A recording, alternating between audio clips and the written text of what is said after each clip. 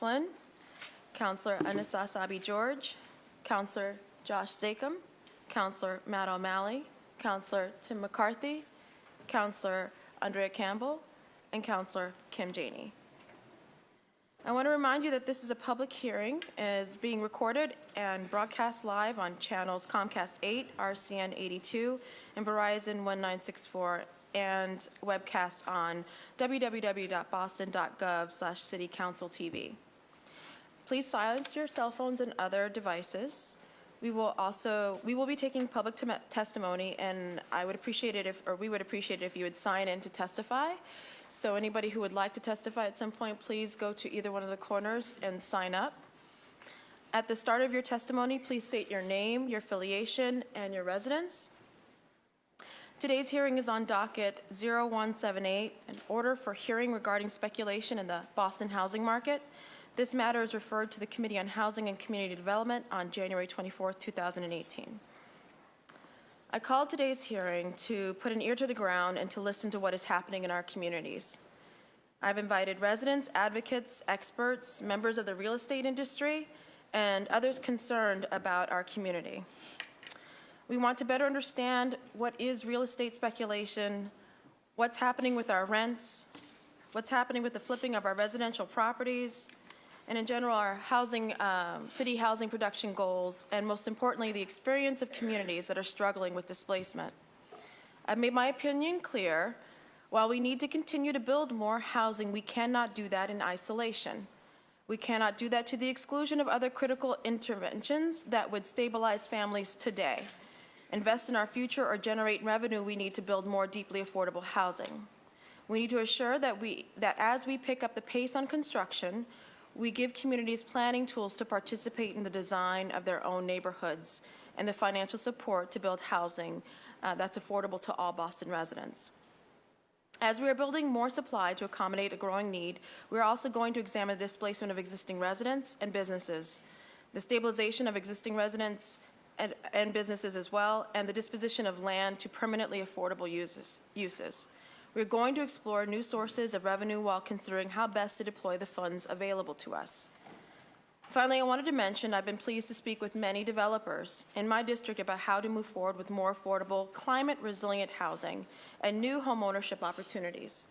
If we can simplify permitting, give clearer expectations to developers up front, or bring in new resources to the table in order to facilitate these goals, I'm glad to have that conversation. I look forward to a robust hearing. I'll ask if any of my colleagues have a brief opening statement. No? So I just would read this statement from my colleague, Counselor at Large Ayanna Pressley, who could not be here. Dear Madam Chairwoman, I regret that due to a long-standing scheduling commitment, I will not be able to attend today's Committee on Housing and Community Development's hearing regarding speculation in the Boston housing market.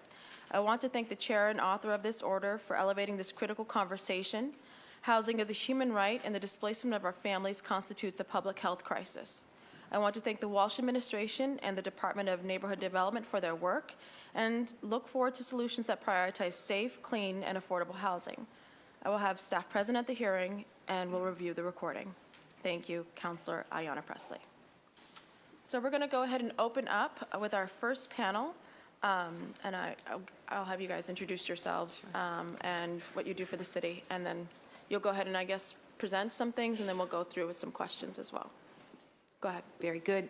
Thank you, Councilor Edwards. For the record, my name is Sheila Dillon, and I'm Chief of Housing for the City of Boston and also the Director of the Department of Neighborhood Development. I'm joined here today with my colleague from the BPDA, Tim Davis, and Gail Willett from Assessing. I want to thank you for inviting us to speak today, and I look forward to working with the Council, as we always do, on these very important issues. So the City of Boston and the BPDA have looked at, you had sent over an exhaustive list of questions, which was helpful, and we've worked on them for the last probably 4 or 5 days, a lot of research staff. I'll present some of those answers today, but you probably will have follow-up questions, and not every question could be answered with the data sets that we had, so we're trying to explore others. So I will comment on those deficiencies as well.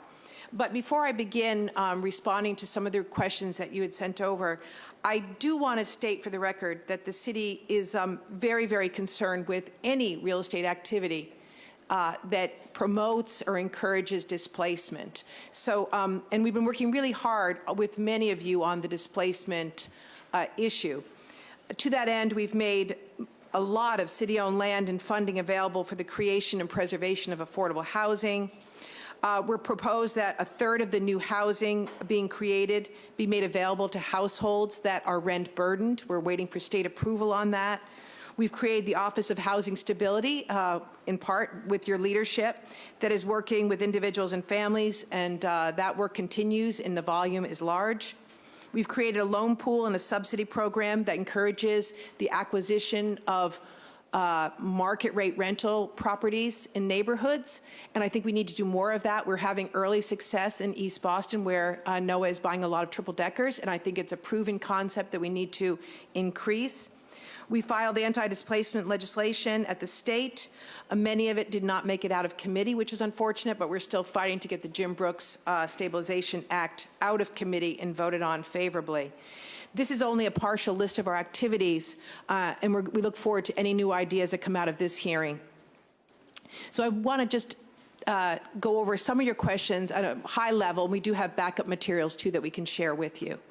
So you had sent over questions around flipping, and we've defined that properties that have changed hands twice in the last 3 years. And we looked at 2015 to 2017, and we identified 1,310 properties that were sold for a minimum of 2 times. Of these, about 1,100 occurred within 2 years of the first sale. The average net sales proceeds profit from these flips was $230,000.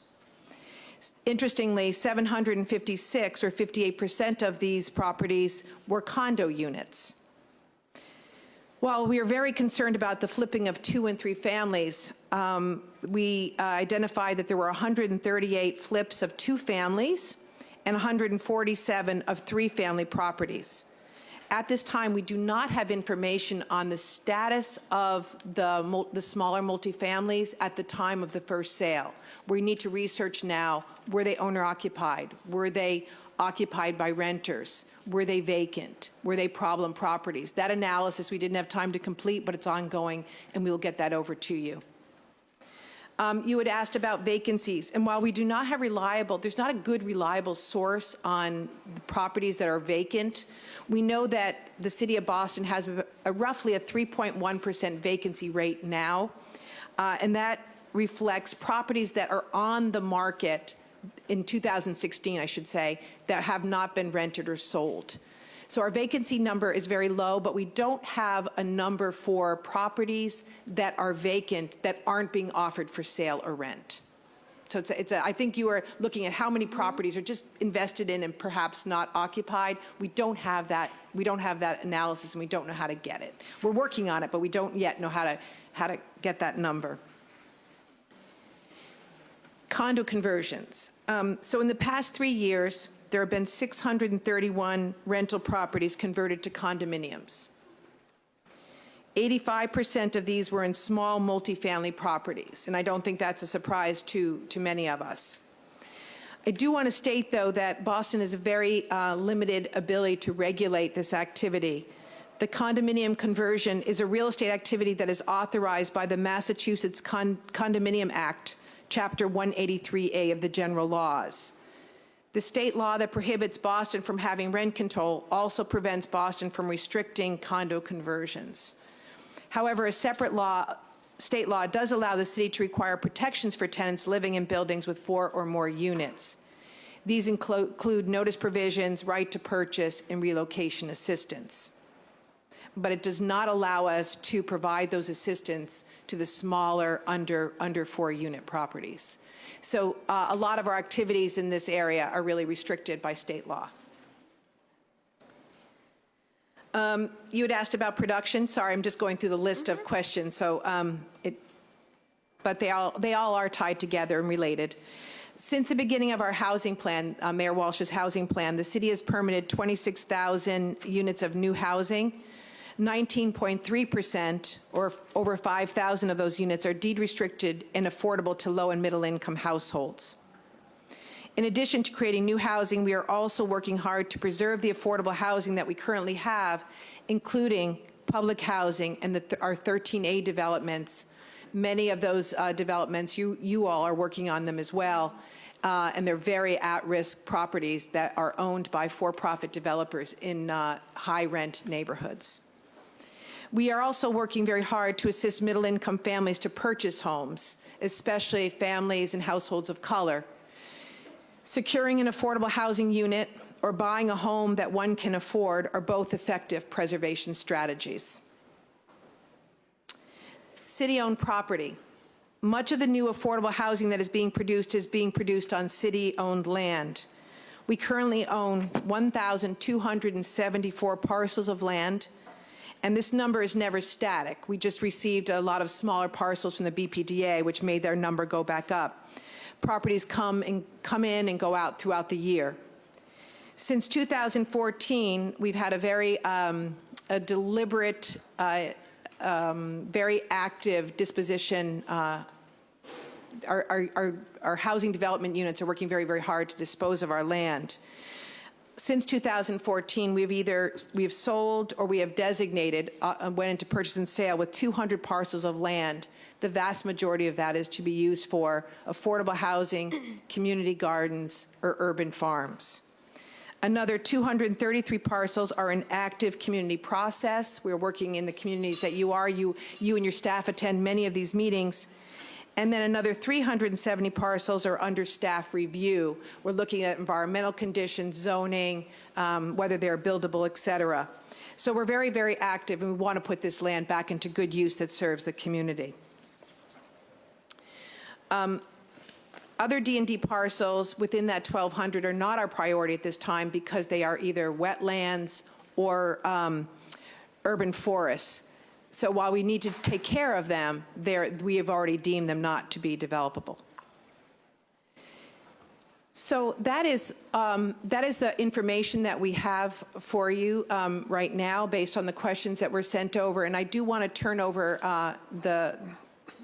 the podium to Tim Davis and the BPDA because some of the questions were directed to the BPDA. Thank you. Thank you, Sheila. And for the record, I am Tim Davis. I'm the Housing Policy Manager for the Boston Planning and Development Agency. Few of the questions that were brought to us in advance were about foreign investment, and although the BPDA doesn't address that directly, I have done some looking into those questions. One of the leading reasons we have little no data on foreign investment or ownership is because the U.S. allows owners to own properties through the use of limited liability corporations, or LLCs. These LLCs are very common in the real estate market and can be useful tools used correctly. For example, community development corporations use this form of ownership to assure that if one property has financial problems, their other properties are not affected. There are drawbacks to this form of ownership, however, as knowing who the owners of these LLCs are can be very opaque. Indeed, the Treasury Department, out of concern that some LLCs are being used to launder money in certain markets and certain property types, is now requiring additional information in New York, Miami, and a few other markets. Since we have little data, we only have more general survey data from the National Association of Realtors, who found that 5% of transactions nationally were made to foreign buyers. Massachusetts was not among the top 9 destinations for foreign buyers overall, but we were 6th most popular amongst Chinese buyers and 4th most popular amongst Indian buyers. For both of these groups, the vast majority are resident foreigners. In other words, those who are here for work or on a student visa, not for a second home or just an investment. This speaks a lot to Boston's draw for students and innovation workers. Additionally, I'm not aware of any good data on how frequently developers use the EB-5 visa program to secure investors for their developments, thus reducing their costs of development. For those who are not familiar with the program, foreigners can invest in U.S. projects that create jobs in exchange for a visa for permanent residency. Under the rules of this program, an investment of at least $1 million can be made anywhere, but with only 500,000, it can be made in what's called a targeted employment area. There are questions about how these areas are defined and implemented. The Federal General Accounting Office has been doing some research into this program, and I support efforts to identify ways that it can be more suitably targeted to high unemployment areas. I also wanted to address some of the questions related specifically to BPDA's role in addressing speculation and the creation of affordable housing.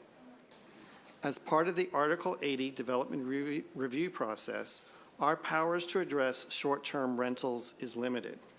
So we are heartened that the mayor and this body are working together to regulate short-term rentals, which would fall under the purview of the Inspectional Services Department. As it relates to disposition of property, our agency's evolution from the Boston Redevelopment Authority to the current BPDA includes a renewed emphasis on the agency's core missions of planning and development. The question then becomes how the agency can best utilize its remaining real estate assets to achieve Mayor Walsh's housing goals. The BPDA and D&D have worked cooperatively to bring these real estate assets to the marketplace with the goal of having locally based developers, builders, and community-based organizations to develop these properties for affordable and mixed-use housing opportunities. For example, with D&D, we are currently planning the disposition of 8 groups of parcels in Dudley Square, which will all require that 2/3 of the units will be income restricted. Last but not least, I'm proud that under the inclusionary development policy, we have created approximately 2,000 income restricted units, and funds paid to the Inclusionary Development Policy Fund, which is managed by D&D, has led to the completion of about 1,200 additional, more deeply affordable units. This completes my opening statement, and I look forward to your questions. Thank you. Did you have any statement, or did? No, I'm just here for questions. Will you state your name and? Oh, sure. Gail Willett, Commissioner of the Assessing Department. Okay, great, thank you. So I have a series of questions, some follow-up, and just helping me to understand what you've gone into. And of course, any of my colleagues, if you wanted to ask any questions at any point, let me know. So just going back to D&D, I wanted to talk a little bit more about the flipping. Now, you went back 3 years, you said? Yes. And you defined a flip by if it had changed hands twice. And so, but a majority of the flips that you found were within the first year or were the first 2 years? First 2 years. First 2 years were 1,100 flips. Do you know of that 1,100, how many were actually within the first year? We do have that information. You know, Bob Garrett is here too. You know Bob Garrett, I our do know research. Bob. So do you have that information, Bob? Do you want to come down? He did the majority of the research. So if it's okay with you, Counselor? Absolutely, Very good. absolutely. I know Bob very well. Okay.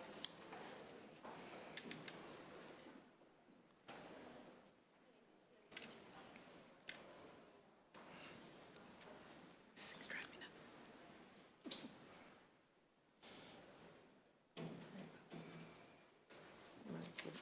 Do you have this, huh?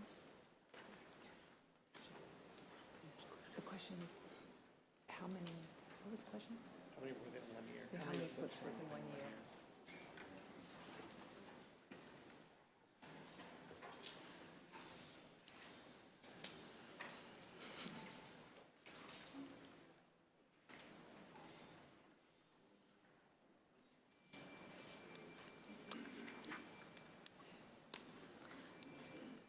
And, well, just well, hi. So, hi, Bob Garrett, Deputy Director for Policy Development and Research at Department of Neighborhood Development. 696 of those were within a 1 year period. Within the 1 year. Do you, based on your analysis, have the amount of flips been going up or down? Based on just the 3 years, it's not so much that the number is going up, but it's more the time period.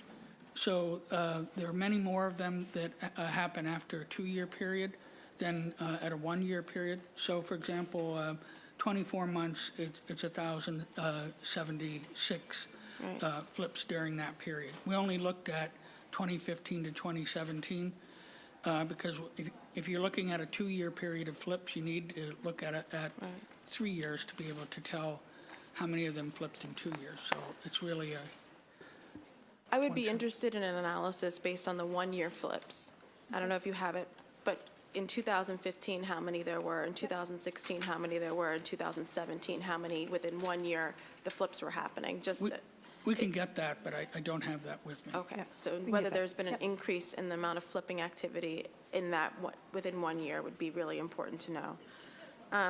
Some of the analysis that I also see here is based off of if the city of Boston were to implement a tax on flipping, for example, there's, based on the average net flip, I think, Sheila, you said it was $230,000 per flip?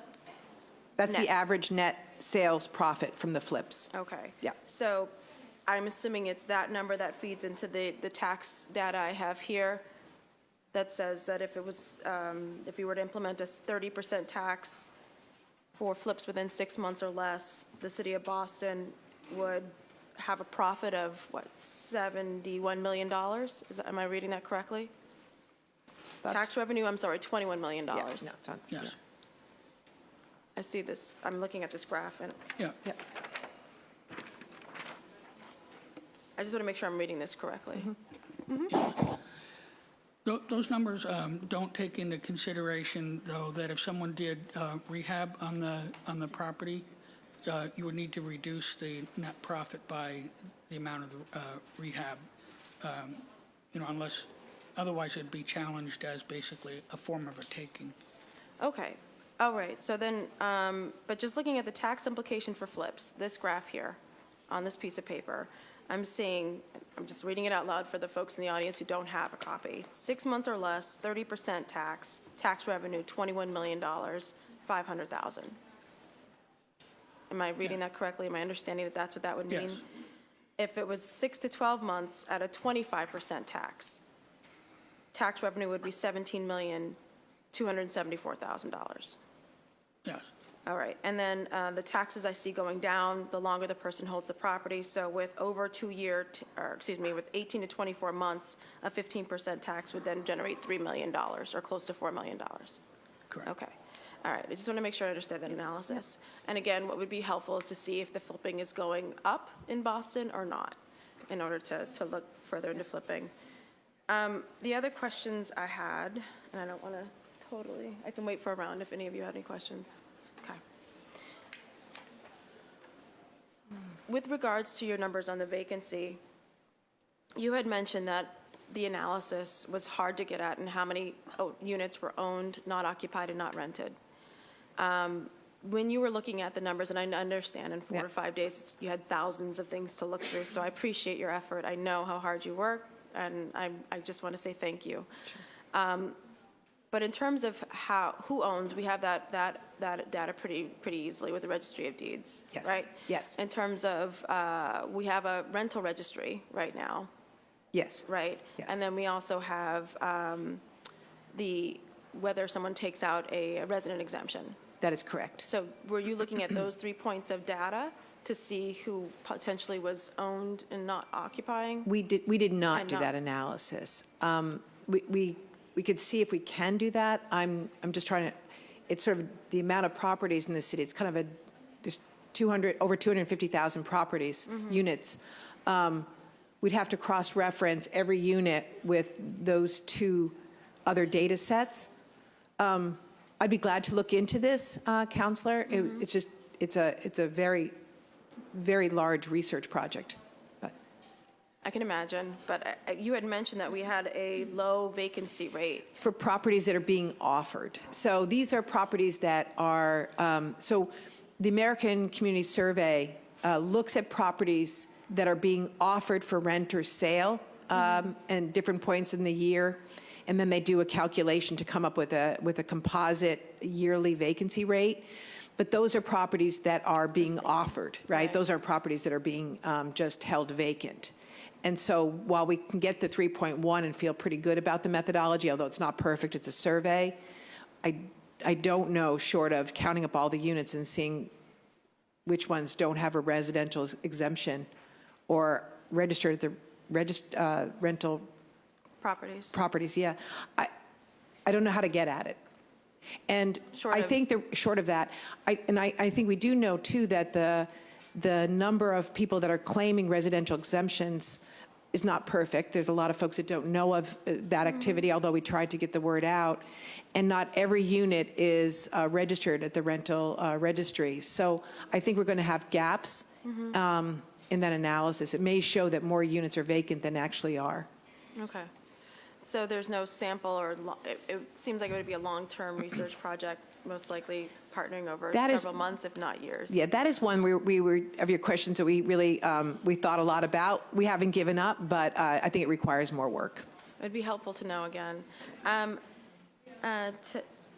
Tim? Yeah. You had mentioned that there was two states already, two cities, Miami and New York, whose Treasury departments were doing additional, auditing or additional, could you talk a little bit more about those programs in those other cities when it came to, I think, the foreign investor or the Yeah. LLCs? Right. So the Treasury Department in 2016, really after some reporting in New York, found that there was some suspicion that the purchase of high-end condos in New York and Miami, especially, and possibly other places, were actually a form of money laundering. Could you explain how that would work? I'm not, I think it's that someone who's a foreign investor would hide money in a U.S. property through one of these LLCs instead of it being reported to their own governments. They would basically be hiding the money. And my understanding is they would be incentivized to raise the price as much as possible to hide more money. That could be true. Okay. It also, it's that they're buying the top end of the market. Right. And at first, it was restricted to Manhattan and Miami. They have now expanded it in 2017 to some other cities as well as all of New York. And we are not currently included in that list of properties. And what they're doing is they're actually getting the actual real owners of the units, what they call the beneficial interest. That's an owner that owns 25% or more of the property. And they're getting that through, the title companies are getting that for them. But this is specifically for an investigation around money laundering. But Boston is not currently considered part of that list. And, this is the U.S. Treasury Department? It's the then? U.S. Treasury Department. So they're using it basically as part of a criminal investigation? That's This is correct. not part of general understanding It's of part real of a estate criminal market? investigation. Okay, so okay. I don't know, I'll just kind of state the question and maybe someone could answer it. There was a recent article in the Globe, I think it was yesterday actually, that talked about the rise in rents. And one of the biggest, I think, arguments for building as much as we're building is that we're hopeful to stabilize our rents, as in with the supply and demand adage that if you build more, if there's more supply, that somehow the prices will go down. I don't know if you had a statement of reaction to the article, if there's some analysis in there that it's missing, a point of view, it would be really helpful. Yeah. So I will start, and then others can chime in.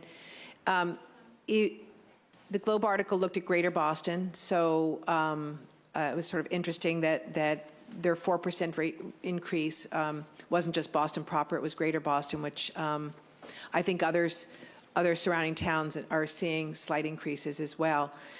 We are right now working with the BPDA and the MAPC on looking at our population projections to see whether or not the projections that we made 3 years ago are still accurate. We said we would do this every year, and we're working on this right now with them. If the our population growth is larger than we thought 3 years ago, we may have to increase the numbers of the supply that we need. But we also know that Boston shouldn't just be doing this alone. We really do need a regional response. People don't want long commutes, but they will do a short commute. So we really do want our surrounding cities and towns to build more housing, especially by transit. So we're working with MAPC in 14 cities and towns that are very, very close to Boston on coming up with a composite number, a production number that we need. So it's not just Boston. We also recognize that the housing that's being built is not going to be affordable to everyone, and that we need to continue to build affordable housing, certainly. And we're committed to doing that. We don't want to see just all market or luxury housing built. We, once again, really want to make sure that when we look at our targets, that we're building enough affordable housing. So along that vein, I just want a little bit more clarification. The goal right now is 53,000 units by 2030. That's correct. And you're saying based off of current population projections, we might have to increase that number? Possibly. I mean, we're looking at that right now. It really depends on the what our new population numbers are showing us, and what the composite number the MAPC comes up with. So if the cities and towns surrounding Boston will produce more housing and commit to that, then we can adjust downward. So we're looking at all of that, and we hope to have numbers by May, June, which we'd be glad to share with you. My understanding of Boston population is in the 1950s, it hit its peak at 800,000. That's right. Right? That was without the push for this, and yet, correct me if I'm wrong, we managed to house Bostonians at that point without the additional units and the thousands of, units going up. So there seems, and I don't expect any of your projections are having us at 800,000 anytime soon. So tell me about that, why some people would argue that there's a disconnect, that in 1950 we had 800,000 people here, we housed them. And then I see Tim's calling it. It's household size, but Tim, Okay, go ahead. it's household size. Go ahead, Tim, go ahead. No, well, Sheila got it right. Well, actually, let me finish the Yeah. question that I've been proposed Yeah. to ask, which was that with a population of 800,000 that we managed to house in 1950, and that we have less, I think it's 673,000 right now, with projected population growth to 700,000 by 2030. Right. That we need this many, 53,000 units, if not more. So, go, Tim. Well, there certainly were houses that were torn down, there were buildings that were torn down, there were things like that. There were changes in uses over time. I don't have an exact number on that, but overwhelmingly, Sheila is right. It's about the change in household size. I mean, we're used to, families that had 3, 4, 5 kids, 2 people a room, et cetera. And today, the expectation is more 1 person per room, and our household size is closer to 2.6. So it has a lot to do with the change in household size. So that's one reason why, even though we had a decline in population, you didn't have as many neighborhoods abandoned because family sizes were changing at the same time.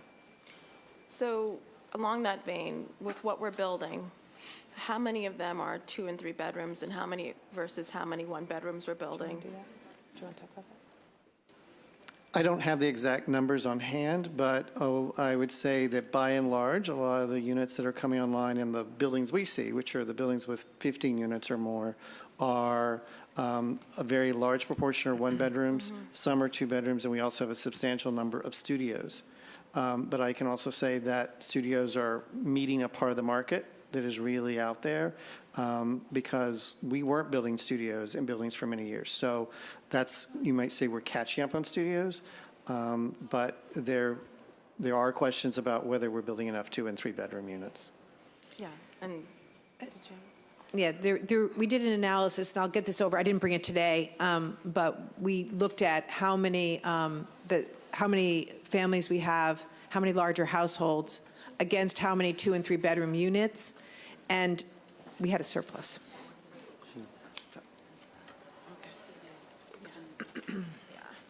I'm going to check in with my colleagues on my attendance list who've come in if you have any questions. So, Councillor Flynn, did you have any questions or comments?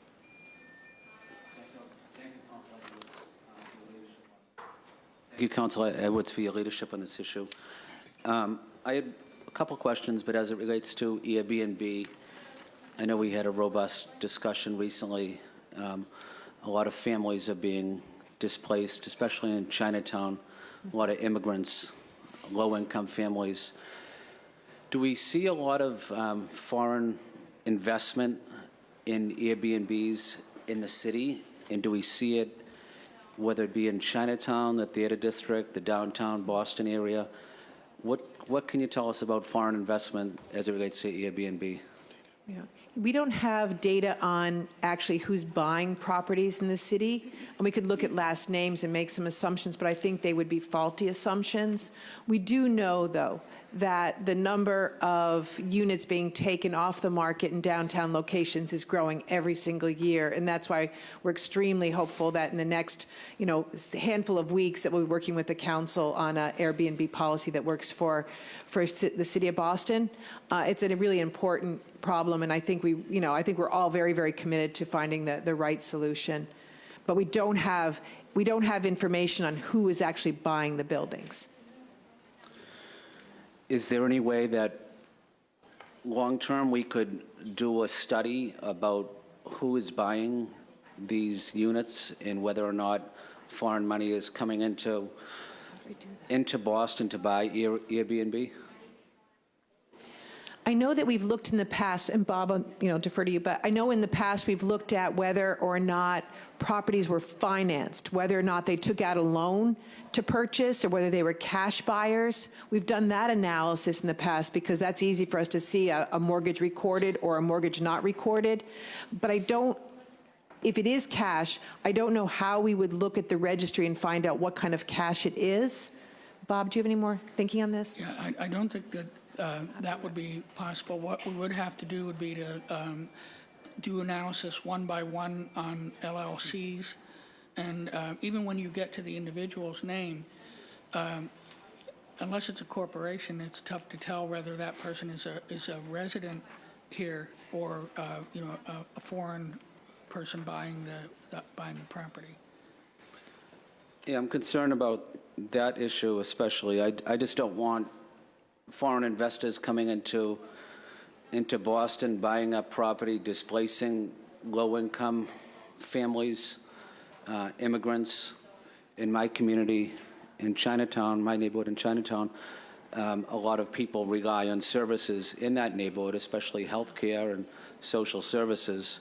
I just hope we're not giving anyone any tax assistance to come into Boston to buy up Airbnbs, and then they're displacing anybody. I hope that's not the issue. Is that something we could, just long-term we can look at?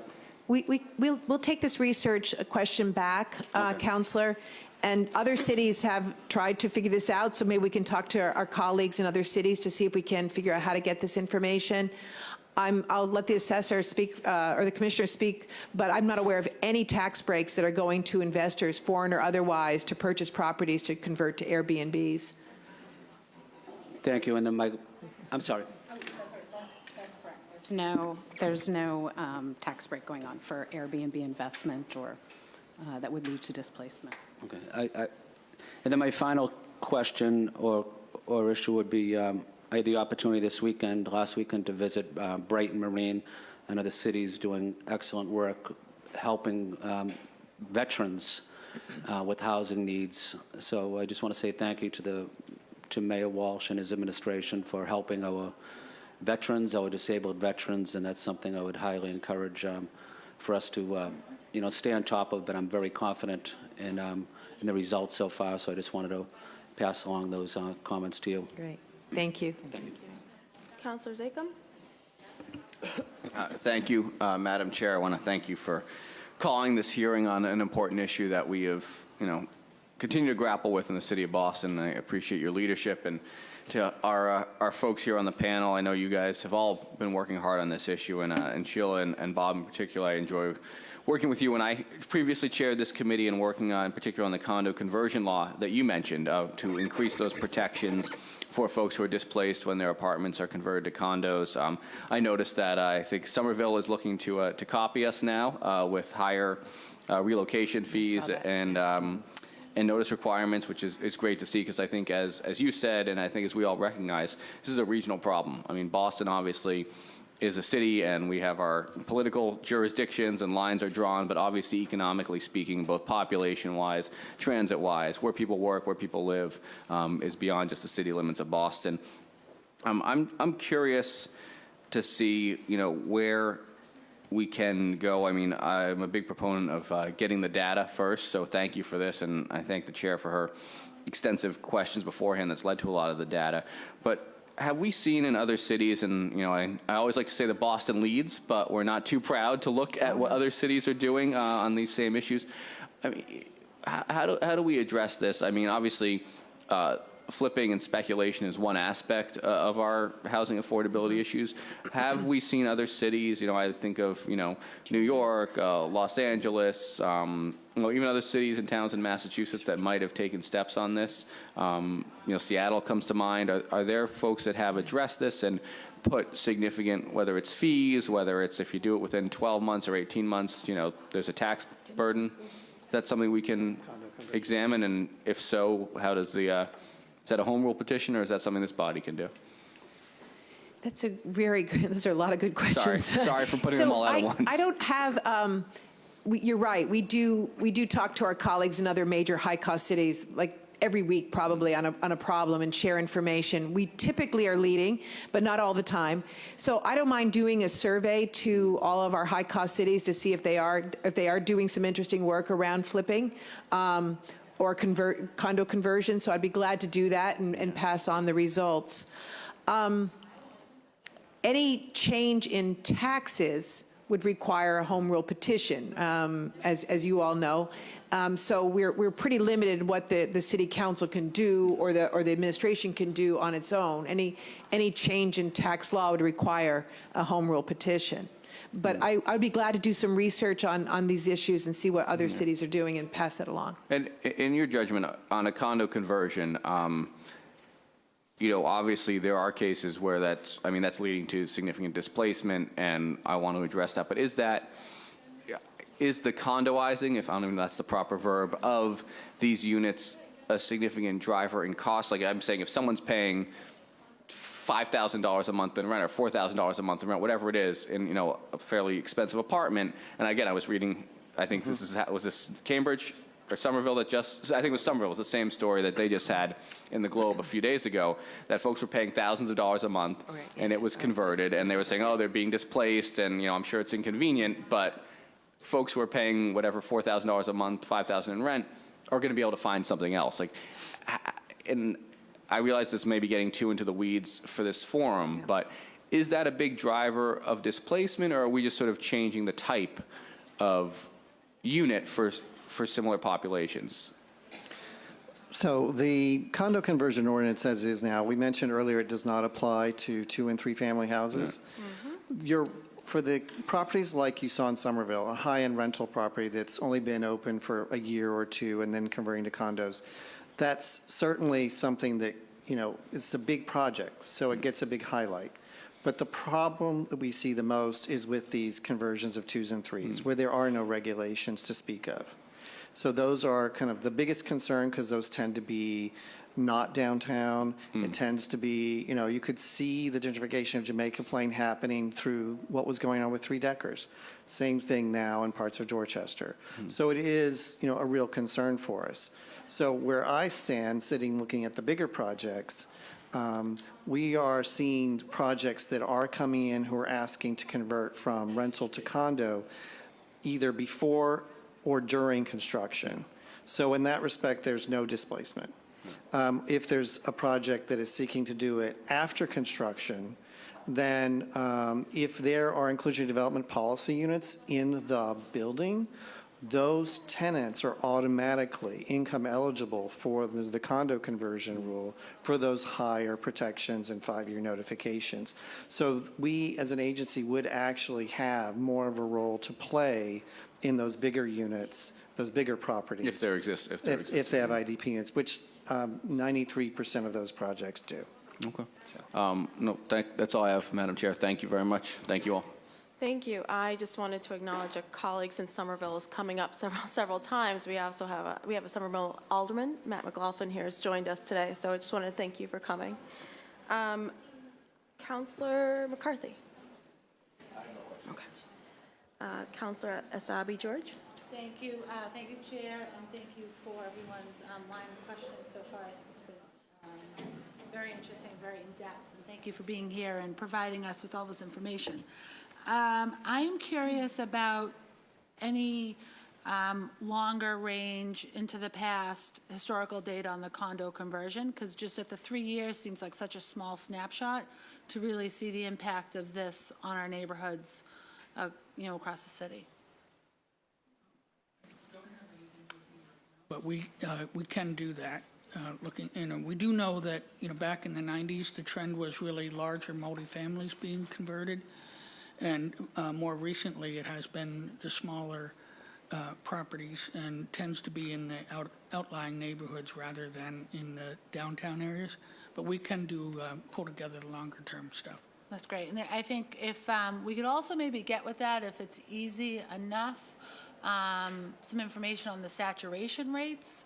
So it's one thing to have the real numbers on the conversions, but an idea of how much of our neighborhoods have become have been condoized, to use my colleague's term, over time, and to understand the real impact of that, because there are some challenges with multifamilies going condo, but some of the benefits are creating more home ownership opportunities and having those that are more invested in our community through that opportunity for the longer term, and it creates a more stable residency, perhaps. So that, I think that would be interesting. And then also, having a snapshot of how condos behave in different neighborhoods. So are they owner occupied? Are they rental? Are they long-term rental? So if, someone starts with a condo in one neighborhood and then, purchases a permanent home somewhere else, are they maintaining ownership and it's turned into a long-term rental, which is a good thing in our neighborhoods if we have long-term rental opportunities for others and for families. And so I think it's a really interesting picture, but looking at it just over the course of 3 years, I think misses a lot of the historical data that can be important in creating a clearer picture. When we talk about the tax implications, my ears are loaded, so my volume is off. I can't hear my own self think or talk. What are the positive and negative impacts of that tax at the different rates on creating, does it stifle any development or growth or creation of home ownership? Are you referring to the condominium conversions? I'm sorry. The flipping tax, I see. flipping tax, or any regulation on a condo conversion or any additional tax on a flip, other than the income tax that would be incurred by the individual. What are the implications, positive and negative, on the market? It's a little bit of a complicated question. We don't have any exact data on it.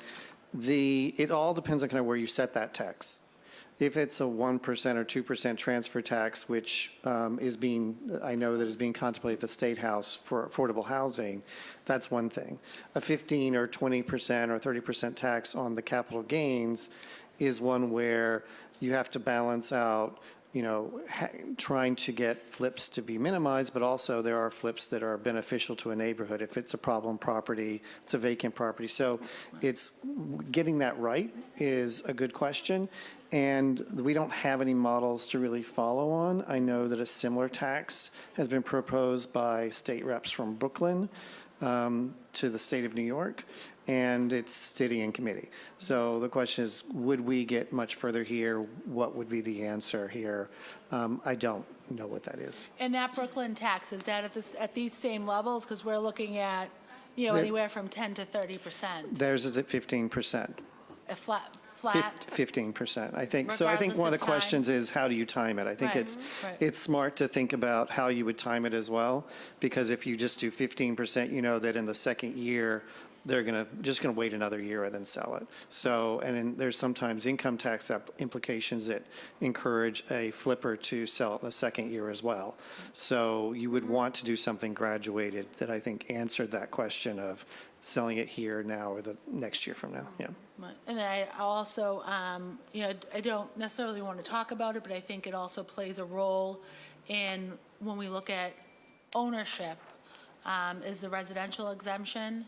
And are we making sure that owners are occupying the homes that they're claiming a residential exemption for?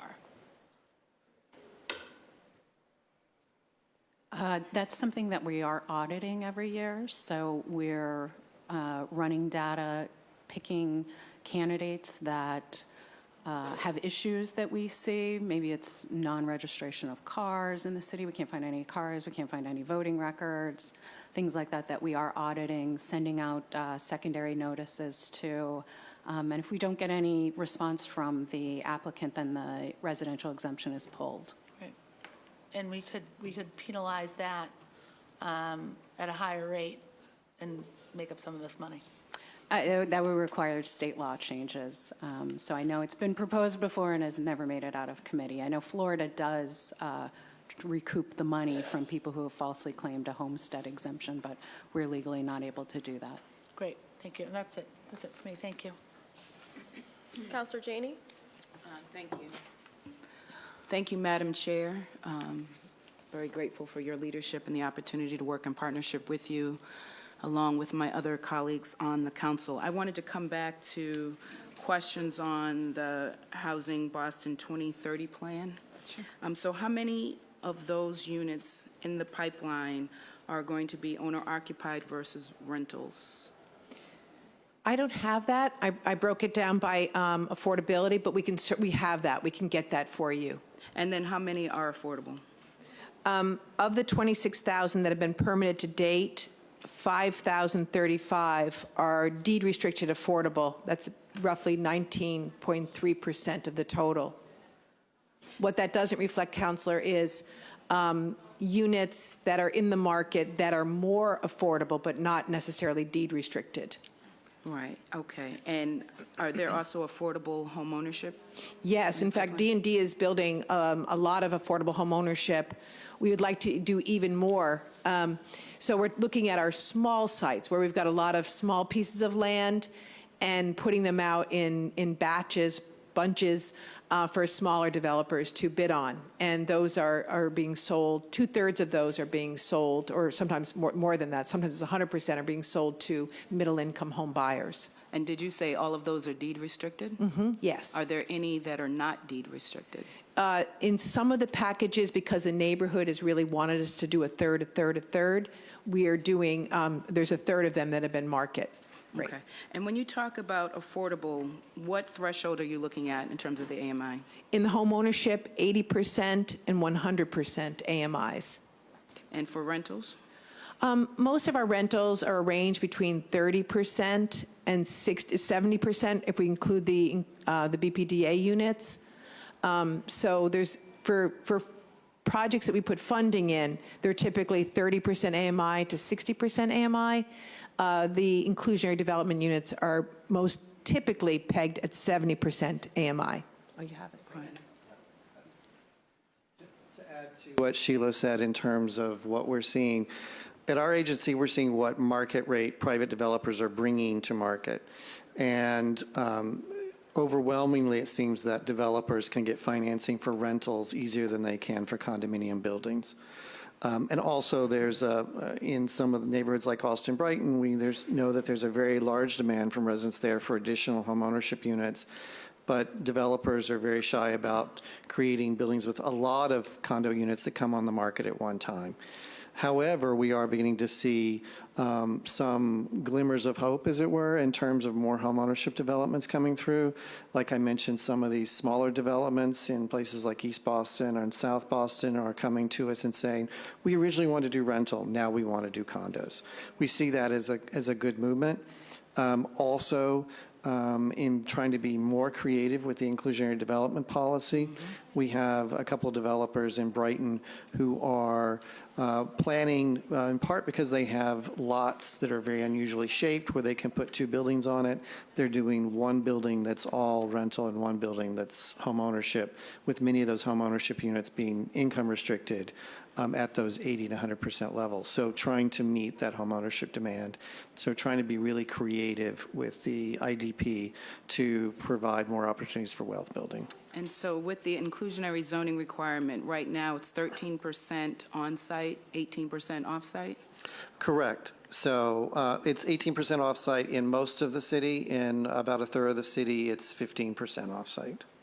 Okay, and so there was an article, I'm very interested in seeing that 13% go up, and there was a recent article what is the administration thinking in terms of raising the percentage of affordable units under the inclusionary zoning requirements? Well, Where are first we in and that process? foremost, it's an inclusionary development policy at the moment. Mm-hmm. It's not actually built into zoning. So one of our goals is to actually build this into zoning. And as part of that process, we would re-examine what we are able to acquire from developers in different neighborhoods.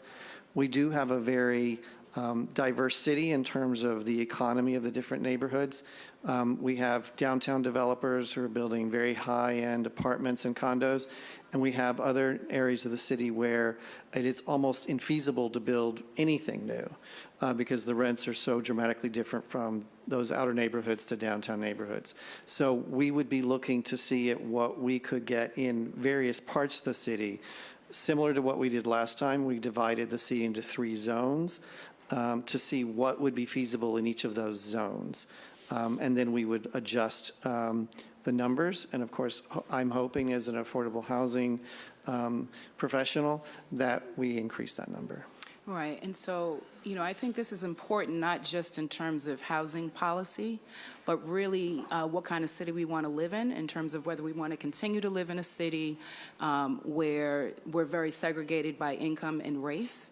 And so, one, we've got huge displacement issues where families can't afford to stay in our city, and then we have, at the same time, all of this luxury condos coming downtown and spilling over into our neighborhoods. I'm interested to understand more. Have you looked at other cities in terms of what they do around inclusionary policies? Are there other cities that do more than 13%? There are other cities that do more than 13%. We know that Cambridge has recently increased theirs to 20%. We are carefully watching to see what theirs does. And again, I think it's important that we recognize that we do have basically more than one kind of economy in the city, so we'd be looking at different policies for different parts of the city.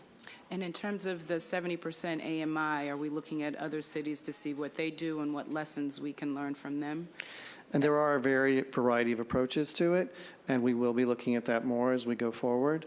The 70% AMI that we have at the moment was created in part with an understanding that there are programs and buildings that are already in existence for people at 30 and 50 and 60%, but there was nothing available for families making between 60 and 70.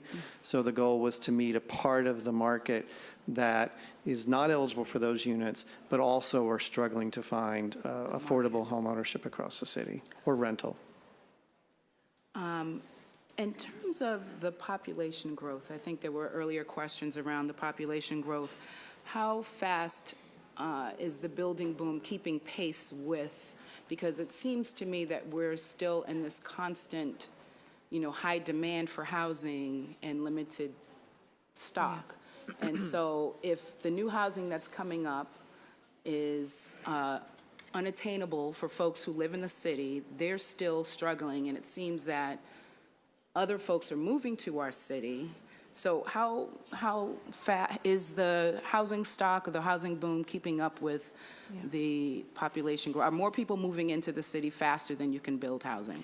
Based on our original projections, and I can get you the exact numbers, we were gaining on our housing shortage. We weren't there yet. We still had a shortage, hence the tight vacancy rate.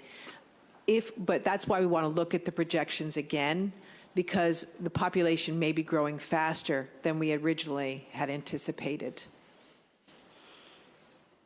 So if that is the case, then the shortage, which we thought we were gaining on, it might be larger than we contemplated. In terms of the foreign investments, and I think this will be it, I know you said it's hard to determine who owns them because they hide under these LLCs. Mm-hmm. Do we have a sense of where they are? Some of these charts are pretty tiny for my eyes. Do we have a sense of which neighborhoods they're in? Even if we don't know who the specific owners are, do we know where they are in the city, which neighborhoods? There's a lot downtown. And, we'd have to go into the individual LLCs and try to figure that out. LLCs are very commonly used. And so I think Tim was mentioning that even the CDCs often will use an LLC for individual properties. So it takes a lot of research to really determine what the ownership is. Basically, it's a one-by-one lookup in the corporation's database. Okay, I think I can wait till the next round. Okay. Thank you so much. Counselor Campbell? Thank you, Counselor Edwards, and thank you for chairing this hearing. Thank you all for being here. Thank you, Chief, for the work that you do, and Tim as well for the work that you do, and Bob for the research, which is important, and Gail, welcome and congrats on the new role. I just want to, sort of taking in everyone's questions, I know we started the hearing with a whole host of questions that I think were sent beforehand to try to get at the nature of the problem, particularly around speculation. I think what you're seeing out of this hearing is that there are different problems. Of course, they're all interrelated to this idea of equity, displacement, affordability, et cetera. I think for me it's, and similar to Councilor Zakum's point, at what point do we sort of come up here a little bit, and whether it's commissioning someplace like the MAPC or a university. I used to work at MAPC, so I'm plugging them because they're really good. Oh, I didn't know that. But whether it's whether it's commissioning MAPC, a university, or more than one university, or, someone, not just sort of the city. Obviously, you guys don't necessarily have the human capital, the resources. Who knows what the limitations might be within your respective departments to really pull apart each problem that we continue to address in the housing context.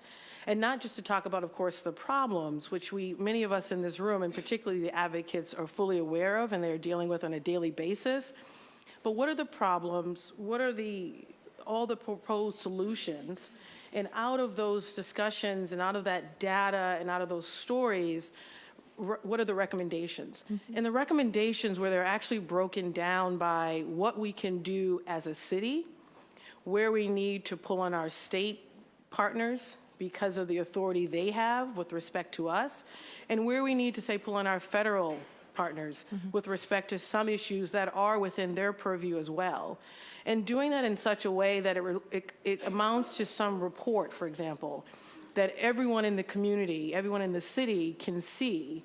We may not agree on all the recommendations, but they are at least on the table. So right now, instead, what I think frustrates me a little bit is that we keep coming to the conversations with an idea or two, whether it's the CPA or just cause eviction legislation, or some other innovative and creative ideas, but they seem to be operating instead of together and a timing scheme around each, or how one might inform the other. If we talk about changing IDP, or some ideas even for me, when we look at IDP, what does it mean to require that certain units of affordability be built downtown, for example, and where you cannot pay your way out of it?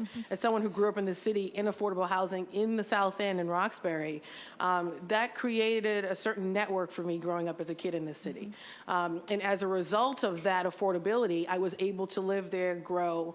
And so how do we come to this with a more thorough approach that attaches some timelines to this? So, not talking about something that will take 10 years, but commissioning an organization to partner with us as well as the council, and Councilor Edwards, for example, as chair of the Committee on Housing and Community Development, or Councilor Zakum, who held that role previously.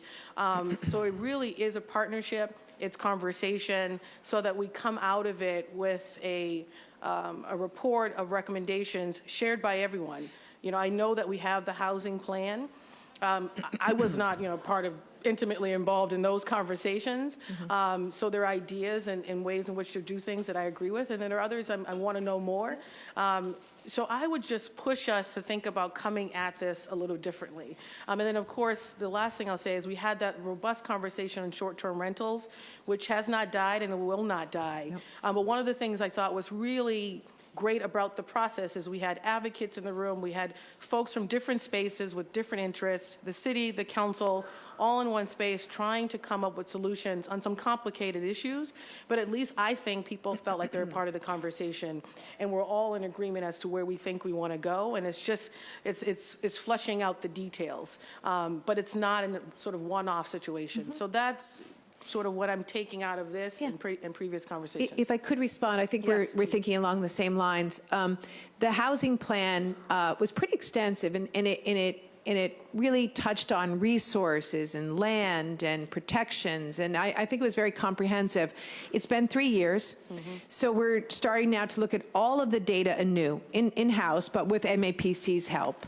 And the advisory was about 40 groups, tenant advocates, real estate developers, nonprofits, and we plan on bringing them back together in May to really look at what's worked, what hasn't, what have we missed, what should we be doing anew, are the numbers the right numbers, are the goals the right numbers, et cetera. So I'd love your thinking in this process. If others want to be involved, the larger the table, the better. So that, I think we would like to, look at the housing plan again to see how, to see whether it needs revisions. What I would welcome, though, is, I too think some of the Airbnb conversations have been very good. The IDP process originally was very, very good. What we don't want to do is participate in a shout out. I don't think those are particularly helpful. I really want to have a robust conversation with both advocates and, real estate professionals to find out what would have the largest impact, not just, so I'd welcome a very robust new conversation about all of these matters. I just don't want to engage in something that's maybe not as productive. No, I absolutely agree with you, and I'll say it, I don't like wasting my time, and I've been telling everyone now that I have a 7-month-old, I really don't like wasting my time. I like to think that many folks that we engage with are solution-oriented, and I have no problem cutting ties with folks who are not about pushing the work forward and also listening to a perspective that might be different from theirs, but also could inform the conversation, so I totally agree with you. I know that maybe every counselor probably can't participate in those conversations, but we have committees for a reason, right? We have folks who are assigned to committees because of their unique passions, their unique backgrounds. So even if it's some folks on the council taking the lead with respect to our colleagues and keeping us abreast, I think that works, but I agree with you. I think it is a great time to revisit some of this, only because of, just at least in the housing context, we are talking about different pieces, and we're seeing other municipalities, whether in the state or across the country, doing different things, whether it's related to IDP or short-term rentals. So how do we have some of these conversations at the same time? And where folks, at least on this side, are kept abreast or looped in a meaningful way. Because the frustration I have sometimes, and I think maybe some of my colleagues would agree, is we're not privy to all those conversations because we're focusing on different subject matters, but it's equally important, and then we don't get to it until it's time for us to take a vote or to do something. So how do we allow some of our colleagues on this side to participate in a meaningful way with you guys? So thank you. We would welcome that. Certainly, we know Councillor Edwards well, and we're getting to know Councillor Janey, and so we'll definitely keep them involved in this process. Just one other quick question, or one other quick comment. We have sat down with the director and co-director of the Joint Center at Harvard on housing. We've sat down with all the MIT housing professionals and said to them, look at what we're doing, critique what we're doing, look at our numbers, look at our goals. And so we keep trying to engage them, and we will continue to do so, especially as we revise our plan, because I think we've got a lot of resource here in the city and across the river, and we need to bring in those resources. Thank you. Now, I'll just end with one last point, which is just sort of given the new role that I have, it is important to me to make sure that the council and this body is trained in the idea of equity and what that means for the city of Boston and what it means to look at an issue through that lens. And so as we are talking about in the city, and I'm looking to sort of get my colleagues trained through that, it's happening everywhere, it seems, across the country, bringing that into the conversation as well, because it may require at some points in the conversation for us to through an equity lens, make a different decision that may not align with, say, the financial lens or some other perspective, cost containment, some other perspective or some other lens. So just pushing us as a body to make sure that equity is also at the forefront in those conversations as well. So thank you, Chief. Thank you guys for all that you do. And Councilor Edwards, thank you for this hearing, and thank you for your work. And Councilor Janey, thank you for the same. Thank you. Councilor O'Malley? Thank you, Madam Chair, and thank you for introducing this incredibly important and increasingly more timely hearing order. Thank you, ladies and gentlemen. Commissioner, we haven't met yet, but welcome and congratulations on your new position. Look forward to working with you. And Chief Dillon, thank you for your great work. Thank you. In your opening remarks, you referenced the fact that we currently have no mechanism for collecting vacancy data. Well, I aim, and Councilor Campbell aims to help you with that with a hearing order we're introducing tomorrow before the council that talks about a vacancy fee. It talks about this notion of high-end blight, which does not mean blight in Tony neighborhoods or wealthy parts of the city. It simply means this growing and increasing mechanism where a landlord will make the determination that keeping a storefront or a residential unit vacant, holding out for the hope of higher rent makes more, and possibly getting some tax benefits for that, makes more sense than renting it out. And it is having an incredibly detrimental effect on the city. But we'll introduce that tomorrow, and we'll look forward to having, I think, all four of you back, as well as some others. I want to be brief because I think it's more important today to hear from some of the folks who've been affected. I want to tell you why or how this has affected me. It's April 3rd, and in 2018 already I've been dealing with two major speculation proposed flips in Jamaica Plain. The one that I'll just briefly get into without too many specifics. There was a long-time 25-year restaurant and an auto body shop that had been purchased by a larger landlord in Jamaica Plain. We worked with them with help from your office and others to try to figure out a place to help the restaurant, this incredible small, locally owned and operated, minority-owned business, a real incredibly important place to me and to so many of my neighbors. We actually thought we had a good faith working arrangement, and then I found out that the building was listed on Craigslist on Friday of last week. It was the first I had heard about it. First, I think many in the city had heard about it. This was a relatively new building purchased by an entity. They owned it, I believe, for a year, perhaps less so, maybe a little bit more, but not a long period of time, and it's now being hundreds of thousands of dollars more being listed than what they paid for it. No money's been put into it, as far as I know. I mean, I haven't been inside all of it, but it is a textbook example of speculation. Secondly, and you're going to hear from some later, we've seen artists displaced in Jamaica Plain. And Chief, I want to thank you specifically. This is an issue that we were working on with the residents beginning in the fall, early winter of last year. Again, we seem to make some progress. We can't deal with these issues on a one-off basis, but it's really been the only way we've been able to. We seem to have some sort of at least a plan in place, or at least a way to attack the issue and save these artists' working space. The proposed developer seemed to pull back a bit, but then reemerged this year, and the building is being emptied out as we speak. Yeah. One thing that I did and continue to do, and will reiterate here, and I don't presume to speak for you, but I know you did here, and this is the point of my question/statement, is how can we make it crystal clear? You know, the condo conversion piece was very important, and that deals with it, but what I'm seeing is an increased commercial and light industrial units that are being flipped for residential, so it's not the same as displacing someone who's living there, but maybe displacing a business, or just in these cases. How can we use the tools of zoning to prevent or to work and to protect some of these places? In other words, when we were dealing with the artists, we both said we're not going to, to the proposed owner, we're not going to support any changes at the Zoning Board of Appeals, because until and unless you can work away with these residents. I don't know if they're going to roll the dice anyway. I don't know if they feel as though they'll get it done. But what can we do from a zoning point of view to sort of protect displacement of not only individuals and residences, but businesses as well?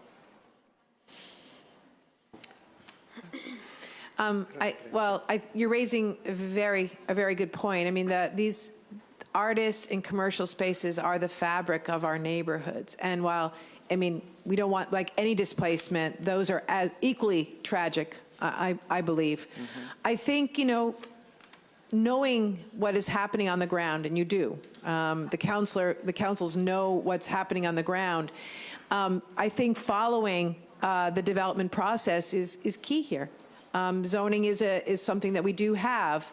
I know that Director Golden also reached out to the potential buyer of that particular building that you referenced, and made it clear that the displacement of the artist was not going to sit well with the BPDA. And I think we just need to be very vigilant about giving our support to developments where people have been harmed. I think we just need to continue to work and be very, very coordinated. I think it doesn't work when we're not coordinated and we're not working as one. It is one tool that we have in an unregulated space. And I don't see beyond using zoning how we do regulate that. Private property rights in this country are very, very strong. So I don't see how to regulate that outside of really discussing the future use of the building. Yeah. No, I think that's fair, and I think that's one of the more difficult things.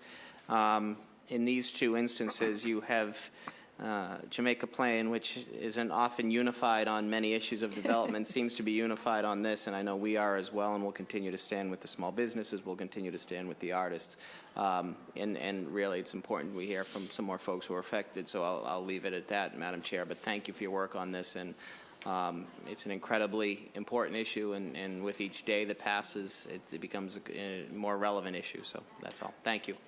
Councillor O'Malley, I'd like to follow up on Sheila's statement. I don't work in the planning section of the agency, but the planning section does get a chance to review anything that's going before the ZBA and does make recommendations. And sometimes we're making recommendations to not, approve something. But we don't control the ZBA, so sometimes they'll go ahead and approve something. We also have fewer tools at our disposal when it's a smaller project. So projects that are specifically doing 9 units, 8 units, those are kind of a little bit beyond our grasp as well. Sure, and Tim, I appreciate that, and I appreciate the great work you've done. I would just say that it can be a laborious process for some. If you want to build a shed, it's a laborious process, a dormer on your home. Some would argue too laborious in those cases. I would simply say, as it comes to grappling with not only displacement, not only gentrification, not only speculative buying and property or vacancy, as a city, we need to send a clear message, and this isn't anti-business, this isn't anti-development, but when you are displacing someone either from their residence or their place of work, we need to speak with a united voice saying steps need to be taken. We need to be holistic as we approach this. We need to really work to maintain the fabric of the city, which is diverse, not only racially diverse, but socioeconomically diverse as well. So we'll continue to do that. I know you guys feel the same way, but we need to be crystal clear from the council to the mayor's office to the BPDA to the zoning board of appeal. We do have some tools, and we need to use our megaphone as well. Thank you. Just before we turn it over and open up for testimony, I had a couple more follow-up questions. And Tim, could you just clarify once and for all what is AMI? I know we use that throughout and we talk amongst experts. I think that's to the exclusion of some folks. So could you explain what AMI is? So area median income is based on Greater Boston, and it's established by HUD. The current median family income for Greater Boston is $107,800. which assumes a family size of 4. The median family income for Boston specifically is $68,600. But as we have typically smaller families, it's often best to compare it to the area median income of 3, which is $97,000 or $50. So at that point, you could say that Boston's median income is about 71% of the federally designated area median income. AMI is required for federally and state-funded programs, and it provides a common measuring stick, much as we use Fahrenheit instead of Celsius. In that respect, for programs that are specifically city programs, we are allowed to set income limits along this measuring stick to meet particular needs of the city. What is important to know is that each program targets a different demographic, group, or need. So the Boston Housing Authority, their units and their vouchers assist the lowest income households, units created by funding from D&D, 30% of which comes from the Inclusionary Development Policy, serves very low to moderate income households, and IDP units, on-site units, are created directly by developers and serve moderate to middle income households. So it's most important to look at where you want to set the policy for a specific program than it is that it's AMI. We use AMI as our measuring stick, but we can set something at 70% or 60% or something else. So just to get, that was a lot, and thank you. But, so the area median income for Greater Boston is $107,000 Per family of four. for a family of four. So we're One of assuming 700, we're yes. assuming two income earners.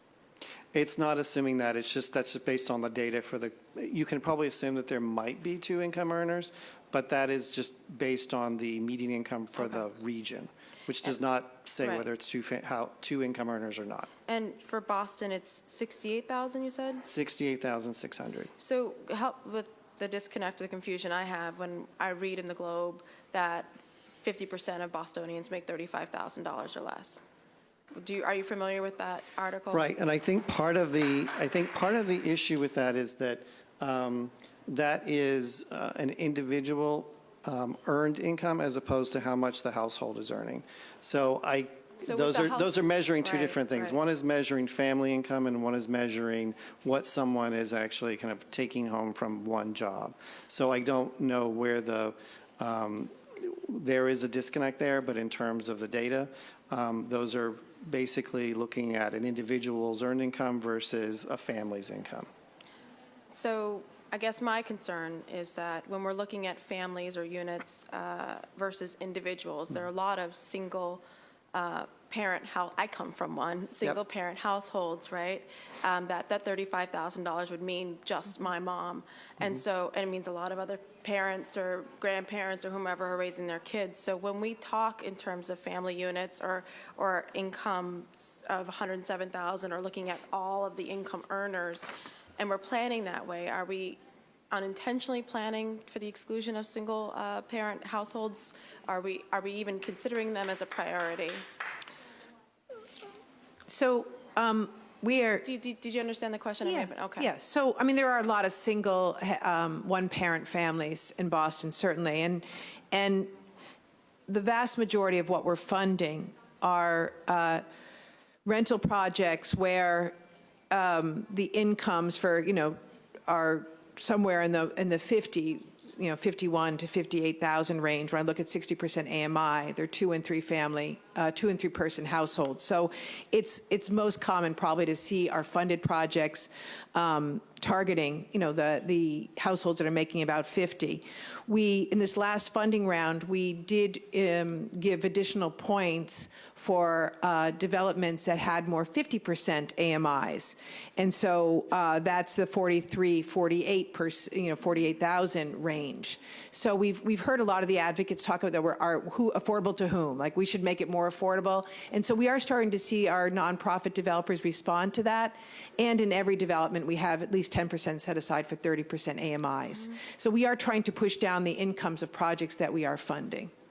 But we also want to fund affordable homeownership because we realize that people want to buy and middle income or more moderate income families want to buy. So we are spending some affordable housing resources creating affordable homeownership, and those are higher incomes.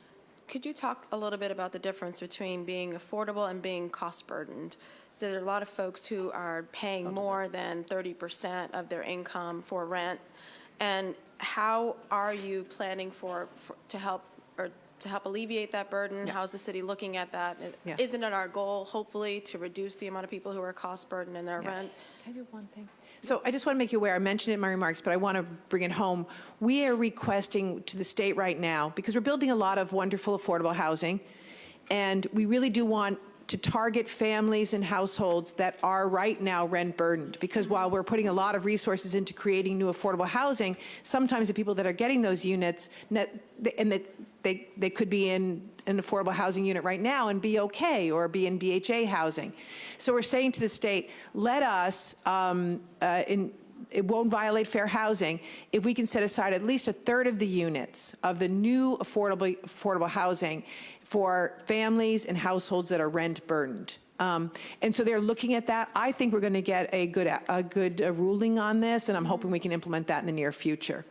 Did you want to? Yeah, one of the challenges we have is that kind of in the industry, in the housing industry in general, the term affordable is used for anything that's income restricted. Right. And so we kind of get caught in a trap where we say something is affordable when we mean it's income restricted, when it is actually different programs are affordable to different income groups. So that's part of the challenge.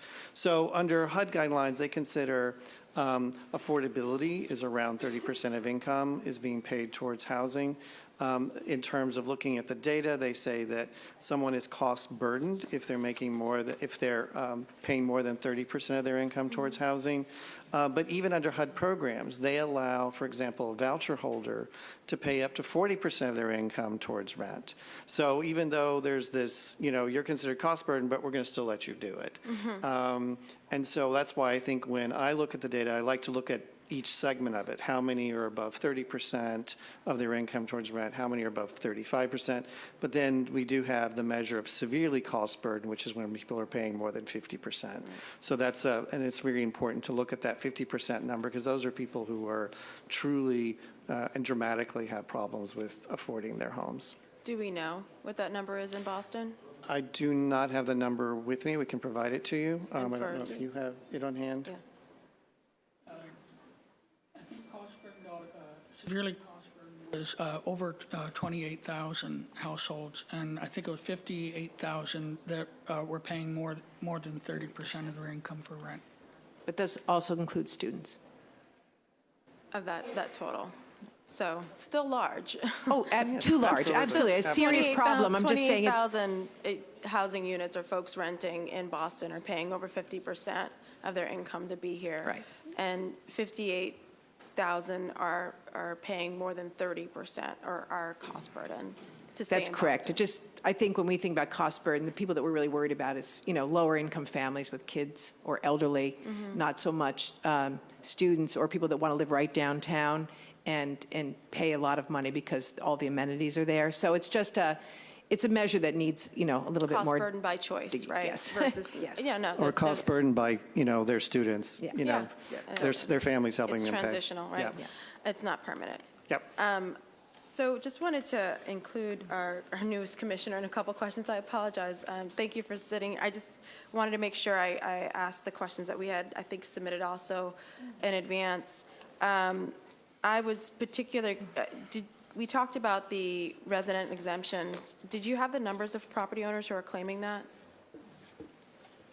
I do.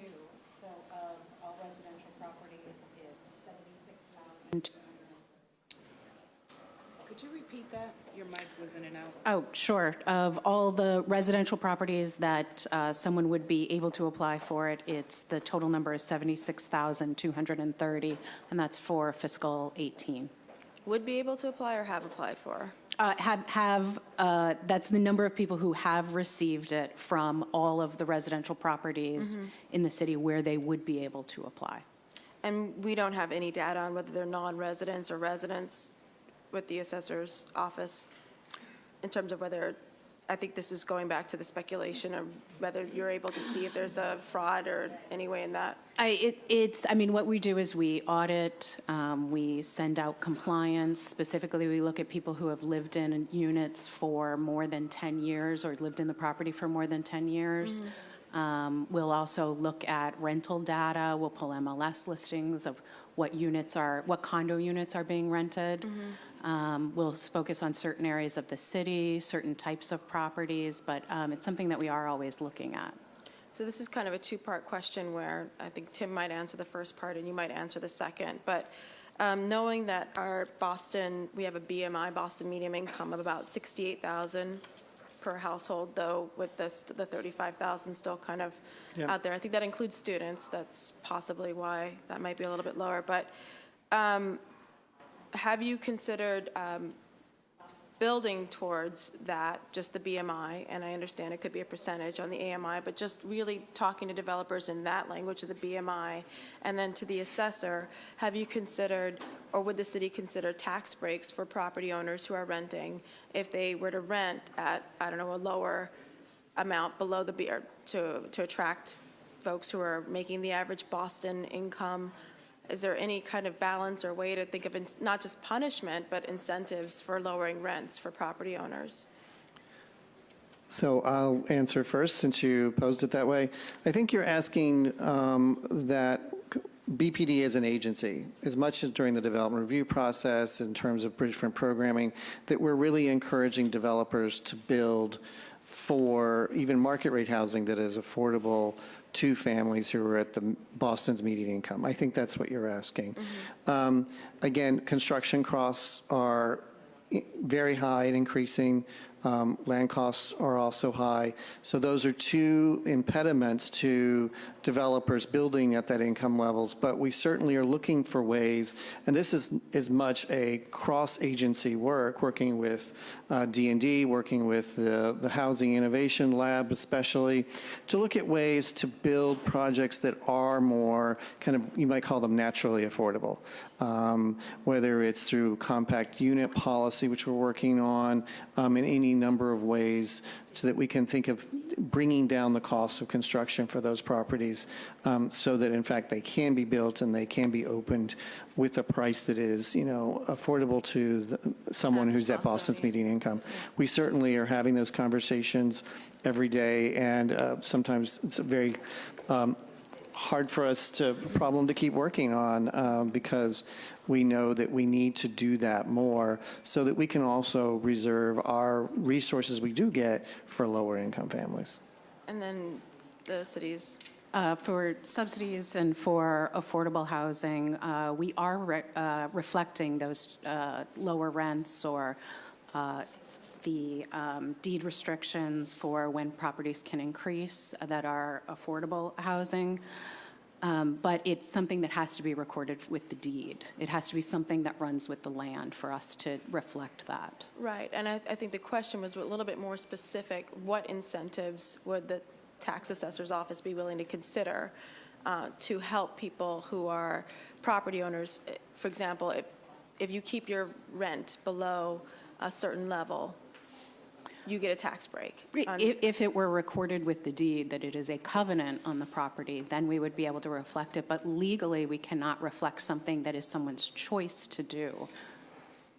So if they don't record that it is a covenant on the property, that it is an affordable unit, or they are doing affordable rentals, that's not something that legally we can reflect, that if it's just someone's choice to do that. So I think this is partly off of the research we did on a tax credit on the income taxes, right? That we filed to the state. That the DND, yeah. So maybe we'll just do some follow-up research on how that could be implemented at the city level on city taxes. Just for your little background information, DND, or the Walsh administration, filed a tax credit legislation that if landlords were to keep their rent below the AMI or below affordable unit. I'm sorry? Yeah, below fair market rent. Before fair market rent set by the by HUD, that they would be given a $1,500 tax credit per unit. And so that has, unfortunately, didn't get out of committee, but that was something I'm wondering if the city was willing to look at as well, a city version of that. So maybe we can. It would require change in state legislation to do that, though. A home rule. Yes. A home rule. Yeah, right, that's what we, yeah. Exactly. Yeah. And then just to go on to land disposition very quickly, you talked about how you have many units and you're pushing them and moving them. I was curious if the city is prioritizing disposing land to land trusts or other permanently affordable uses. So we work with DSNI with some frequency. I think we're out there every couple of weeks. So we love land trusts. We would love to dispose of land into a land trust. We just have to find nonprofits that want to put their developments into a land trust. And And in some neighborhoods, like the Chinatown now has a land trust, and that's wonderful. We don't really own any land in Chinatown. So I think it's just finding the right ingredients, but we have nothing against putting our land into development into land trusts. And is this is the list of, Yes. this is the list of Yes. D&D land? Yes. Okay. Sorted by category. So if you see something that's, we tried to show you what's under, like in community process, what's Right. already been designated, et cetera. And then, in terms of the BPDA and what we've been seeing in some buildings, as they're coming up, these new buildings are setting aside units for short-term rentals. And so I was wondering about in the permitting process, would you be able to find that out when do you find that out, that there's a building that's coming up that you've just been permitting and moving, and all of a sudden they're filling 20 of the 100 units with short-term rentals? Do you even find that out? Well, we do not find that actually during the development review process at all. It's something that's happening after the building is opening or they're about to open, and then they lease out the units. And these are in private market buildings, so we don't have the regulatory ability to regulate that at this time. That's why we're looking forward to what the City Council comes out with around short-term rentals, because then that could help us as well to regulate that. In terms of properties that are building that are on BPDA land, yes, we have more regulatory ability on that point. But also, if it is a inclusionary development policy unit, whether it's a rental or a home ownership unit, we can have a tenant evicted who is using their unit for Airbnb. We can also ask an owner of a inclusionary development policy unit to sell their unit if they are in fact using Airbnb, and we have done so for both rentals and ownership units. Thank you very much. And thank you so much for your time. I really appreciate it. We are going to now get to several community members. I think we have a couple panels to come up. Thank you. And thank you so much. We'll follow up on some of those questions.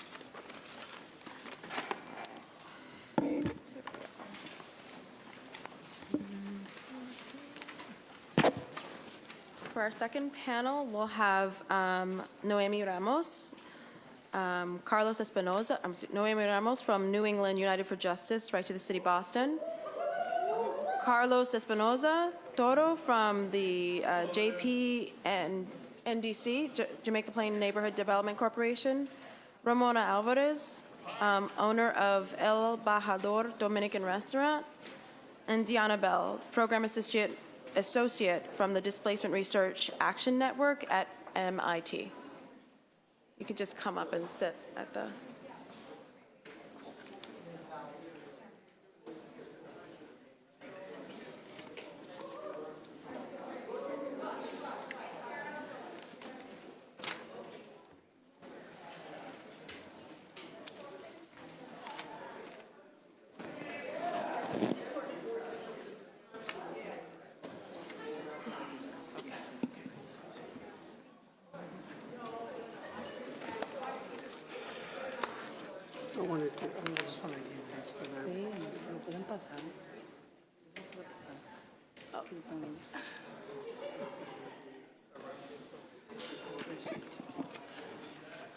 Thank you.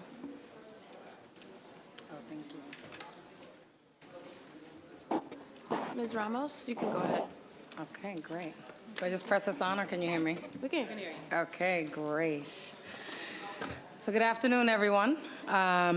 My name is, again, Mimi Ramos. I'm the Executive Director with New England United for Justice. And I'm really honored to be here today representing over 60 allies from across the city, known as the Right to Remain Coalition. I'm also going to say I am a proud Dorchester resident. I've lived in Boston for many years, and my family have known Boston to be their home for most of their life. My family has roots in Uplands Corner, Savin Hill, Fields Corner, and now Ashmont, where I currently live. So again, I just want to say it's an honor to be here. I first also want to start off by thanking City Councilors Edwards and Cheney for hosting this important hearing today. I know that a lot of the councilors had to leave, but they took their time to come in to listen to a very important conversation around speculation. And really, this is not only the right step, but it's been long overdue. We're here to share some of what we know is happening in the neighborhoods across Boston, specifically how speculation is impacting low-income, people of color, and working-class families. We know the history of our city. For decades, many of our neighborhoods had been disinvested in due to issues of redlining, blockbusting, and racial discrimination. Residents and small businesses organized, they fought, and they stayed to make our communities vibrant. And now speculators want to take advantage of what we have built in order to profit. The issue of housing in Boston has spun out of control. And we see the impacts of housing and hear the stories of what families are going through day to day. We know that something is not right in our city. The issue of housing, to many of us in the room, is a human rights issue. It's also a civil rights issue. And really, many of us view Boston as currently being responsible for the resegregation of our city. A lot of you know me, so I'm going to just be honest and say I'm not here as an expert, although I am going to share some of what we know. And we have allies that are in the room that will share other important information today. But I'm here to talk about people, to talk about the families who are seniors, who are the youth in our communities, working people and families who are struggling every single day. We want to shed a little bit of light on what we know now. So yes, we're here because we're concerned with the lack of regulations on speculators and people with deep pockets who are coming into our Boston and flipping housing in our neighborhoods. Speculation to many of us in the room means buying or selling real estate in a hot market at an inflated price for the purpose of maximizing financial gain. It's also increasingly in Boston, speculative trading involves buying and then reselling properties in a short period of time. This kind of trading often involves the evictions of tenants in our communities. We are seeing a rise in speculative activity. Many of our housing organizations here today note a mark in rise speculative trading in the housing market, and we've been paying attention to it for the past several years. So I'm going to present just a few examples of what we are seeing both in Dorchester and also in Jamaica Plain, two very different communities. In Dorchester on Wilcox Street, a three-family sold in 2014 for $360,000. Now it's on the market for over $1.2 million. The rents, which are four-bedroom, average about $3,300 and $2,700. On Harvard Park, a three-family sold in 2017 for $423,000 and sold again in 2018 for $618,000. We don't see any rents listed yet. On Nightingale Street, a family sold in 2013 for about $32,000. Excuse me, 32, you know what I mean, $3,200, and then sold it again for about $495,000 to then get flipped again for now over $700,000. These are just some examples of really what we're paying attention to in our neighborhoods. In Jamaica Plain, you heard other counselors talk about some stories, and we have some amazing folks today from the community who are going to share more about their experiences as residents and as well as business owners. So I don't want to take too much time on that, but I will talk about two that I think is really important. In Jamaica Plain at around 3200 Washington Street, it sold for $3 million in 2014. And then after the developer got approvals to build luxury housing on the land, it sold again in 2016 for $6.2 million.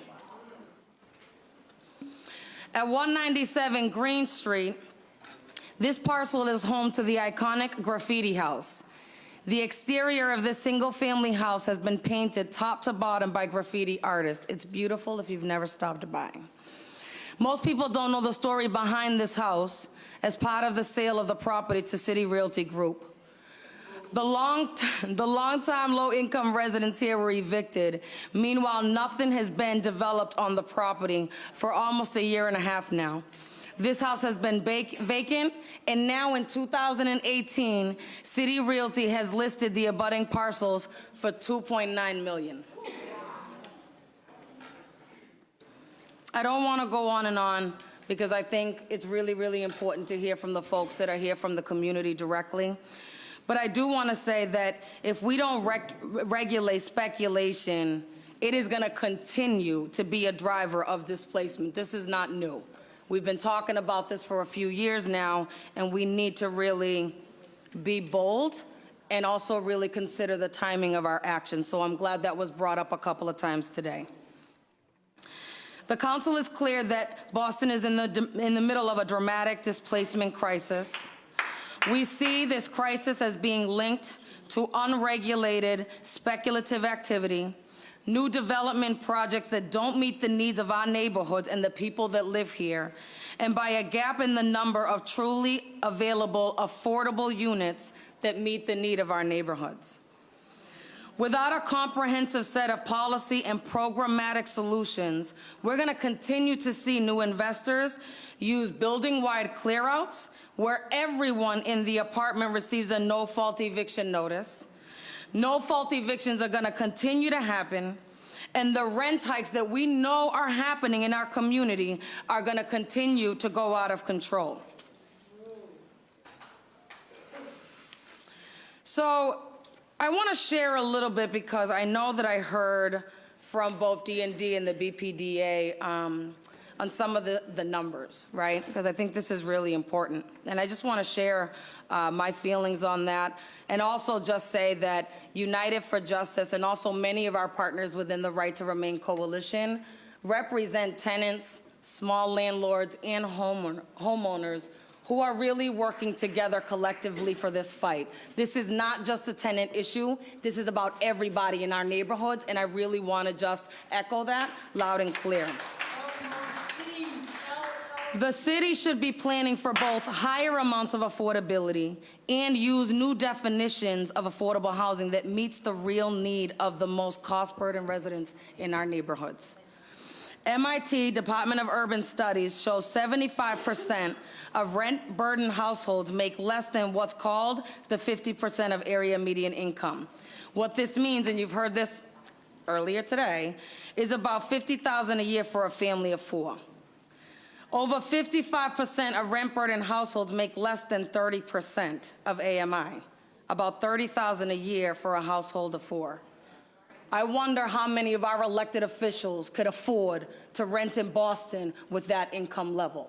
I ask you to try it, because many of our families are facing that struggle and reality every single day. So when you ask me about the timing of when we need to put these collective policies in place, we can't wait. So I don't want to just talk about all the problems, right? I do want to also stand here today and represent some of the solutions that we've also been thinking about as community. So first, we should expand practices that are already proven to be effective. We should preserve land and housing for low and moderate income people through community land trust and nonprofit acquisition of below market rate housing to keep people in their homes and create long-term affordability. Expanding community land trust has the added benefit of supporting flexible development beyond housing to also include local businesses, ownership, and urban farming. So let's get creative and think outside the box and work together to make it happen. We should protect tenants in buildings owned by speculators. Our city needs to provide protections against no-fault evictions for tenants in buildings owned by corporate landlords, enact a one-host, one-home policy for short-term rentals, and anti-displacement standards that prevent development at the expense of displacing residents and businesses. And we need to regulate new speculation activity now. Tax the profits of buildings sold for over a certain amount of money and put that money into anti-displacement and affordable housing.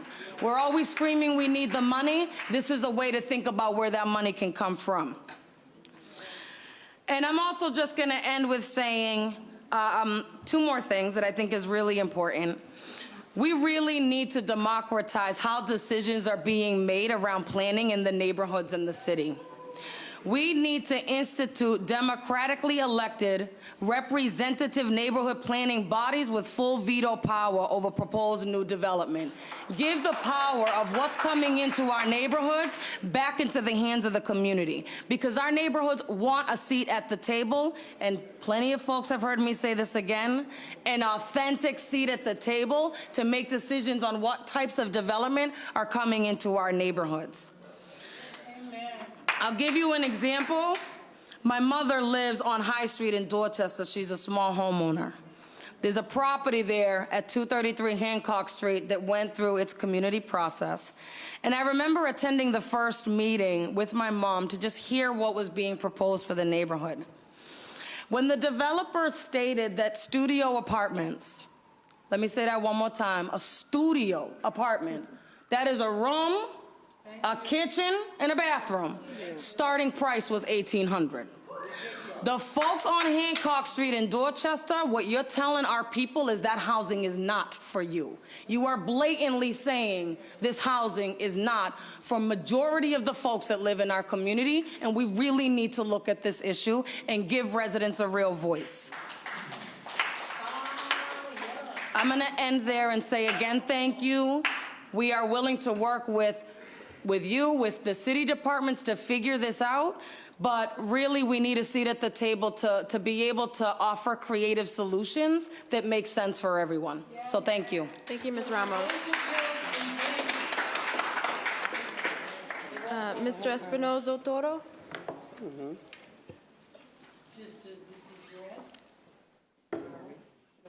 Go ahead. He'll turn it on, just keep talking.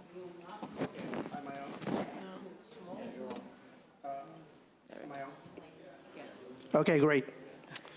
Well, thank you, Mimi. Councilor Edwards and Councilor Janey, I would really like to thank this opportunity to present to you. My name is Carlos Espinosa Toro. I'm the Director of Small Business Services at the Jamaica Plain Neighborhood Development Corporation, JPNDC. I provide technical assistance to small business owners in Boston, including anti-displacement services. Speculation is causing displacement of small businesses in Jamaica Plain, and I'm here with an owner of a 27-year-old business that is a mainstay of Boston's Dominican community. I want to let you know that I'm connecting this also with the presentation that Councilor O'Malley had, a brief presentation that he had a few minutes ago. In May 2016, two LLCs managed by the owners of City Realty bought two parcels on Washington and Green Streets in Jamaica Plain. One of them, the parcel where El Embajador restaurant, owned by Ramona Alvarez, sitting next to me, and a Latino-owned car repair business are located. They purchased the parcels for a total of $1.6 million. Last month, the parcels were listed for a sale for $2.9 million, and you can see that on the exhibit that I show with you. This is a profit margin of $1.3 million after no investment in this property. As a result, El Embajador restaurant, a 27-year-old landmark business, will be displaced, and 10 longtime workers will lose their jobs. I'm here with Ramona Alvarez, owner of El Embajador, and I would like her to tell you about the devastating impact of speculation in her own words. And as she expresses herself in Spanish, I will try to do my best to interpret in English. Thank you. Ramona? Hi, ladies and gentlemen. My name, how Carlos said, my name is Ramona Alvarez. And with my husband, Juan Tejeda, we own a small restaurant in Jamaica Plain, 3371 Washington Street. And I'm going to explain you, and in Spanish, I'm going to translate you to English because English is my second language, but my emotion and my frustration, I don't want to make any mistake. I wonder you really understand our situation. No hay problema. Thank you very much.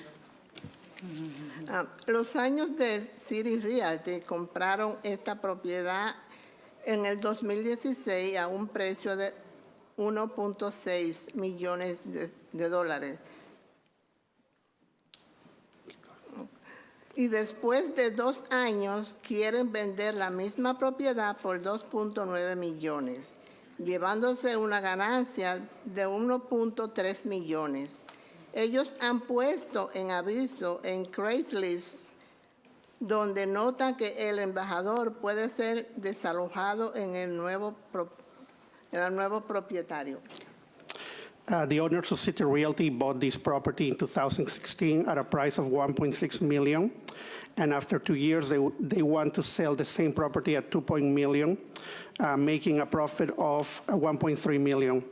They have put an ad in Craigslist where they will say that El Embajador can be displaced by the new owner. Continue. Esta acción de los dueños de City Realty es especulación y viola la promesa de J.P. Rose de proteger a pequeños negocios de ser desalojados. This action of the owners of City Realty is a speculation and violates the promise of J.P. Rocks to protect small business owners from displacement. Mi esposo y yo hemos operado el Embajador por más de 27 años.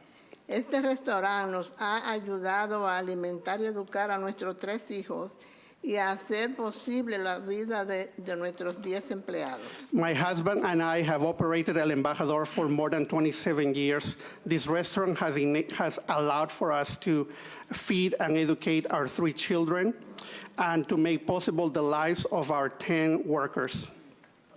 Cuando City Realty se convirtió en el propietario, los dueños de City Realty nos prometieron que no nos iban a desalojar y que nos iban a reubicar a otra propiedad de City Realty en Jamaica Plain. En vez de esta promesa sea cumplida, City Realty trató de desalojarnos durante la Navidad de 2017. When City Realty became the properties, the owners of City Realty promised us that they will not evict us and they will relocate us to another property owned by City Realty in Jamaica Plain. Instead of this promise, what we got was a notice of eviction during the Christmas of 2017. Para afrontar este desalojo, City Life, Vida Urbana, JPNDC y muchas personas de JP y de Boston marcharon con nosotros en apoyo a el embajador y juntos logramos para el desalojo momentáneamente, o sea, parar el desalojo momentáneamente. To face this displacement, this eviction, City Life, Vida Urbana, JPNDC, and many folks from JP JP and Boston marched with us to support El Embajador, and together we were able to stop the eviction momentarily. Durante estos momentos difíciles siempre hemos contado con el apoyo de la abogada Gabriela Mendoza, Carolyn Crocker, del Departamento de Pequeños Negocios y el concejal Matt O'Malley. During these difficult times, we've always counted with the support of lawyer Gabriela Mendoza, Carolyn Crockett from the Department of Small Businesses, and Councilor Matt O'Malley. Gabriela, Carolyn y Matt, también Chess John Barros, han sido instrumentales en hacer que City Realty se sienta a negociar con nosotros de una forma decente y productiva. Gabriela, Caroline, and Matt, and in addition, Chief John Barros have been instrumental in making City Realty sit down with us in a decent manner, in a productive manner. Lamentablemente, todavía no tenemos documentos por escrito que nos permitan evitar un desalojo de un nuevo dueño. Y hasta este momento, la promesa que nos hicieron los dueños de City Realty no ha sido cumplida. Unfortunately, we still don't have any written document that would enable us to fight any kind of eviction by a new owner. And until this time, the promise that the owners of City Realty gave to us have not been fulfilled. ¿Cómo es posible que la compra de un edificio en Boston permita casi que una persona se gane casi duplicar la ganancia City Realty y a la misma vez causar el desalojo indiscriminado de un negocio que tanto ha instruido a la economía y la cultura local? How is it possible that the sale of a building in the city of Boston allowed almost doubling the profit of City Realty and at the same time the indiscriminate eviction of a business that so much have given to the local and to the economy and the culture, the local economy and the local culture? Queremos que los dueños de City Realty cumplan con su promesa, que se sienten de nuevo a negociar con nosotros y que nos den por escrito documentos que nos garanticen la reubicación del embajador dentro de Jamaica Plain. We want for the owners of City Realty to fulfill their promise, that to sit down with us to negotiate and to give us written documents that will guarantee the relocation of El Embajador within the Jamaica Plain area. Thank you very much for your attention to us. Thank you very much. Just a quick thing. I just want to mention the mayor and the city council together joining forces with real developers of economic prosperity like JP&DC and City Life Vida Urbana.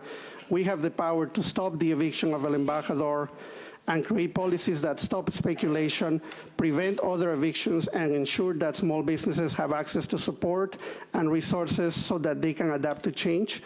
And I want to finish saying that this is an example of what's happening here in Jamaica Plain in Boston, but I hope that this is something that is not isolated and it's actually some folks here, owners of small businesses that can relate to this experience. So thank you. Thank you so much.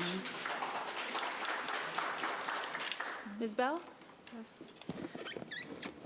Sorry. Good afternoon, Chairman Edwards, Councilor Janey, colleagues Mimi, Carlos, and Senora Alvarez. Thank you, everyone, for being here today, and thank you, Councilor Edwards, for your leadership in holding this a very critical hearing and discussion this afternoon. My name is Diana Bell. I'm coordinator of the Displacement Research and Action Network at MIT University. We're based in the Department of Urban Studies and Planning.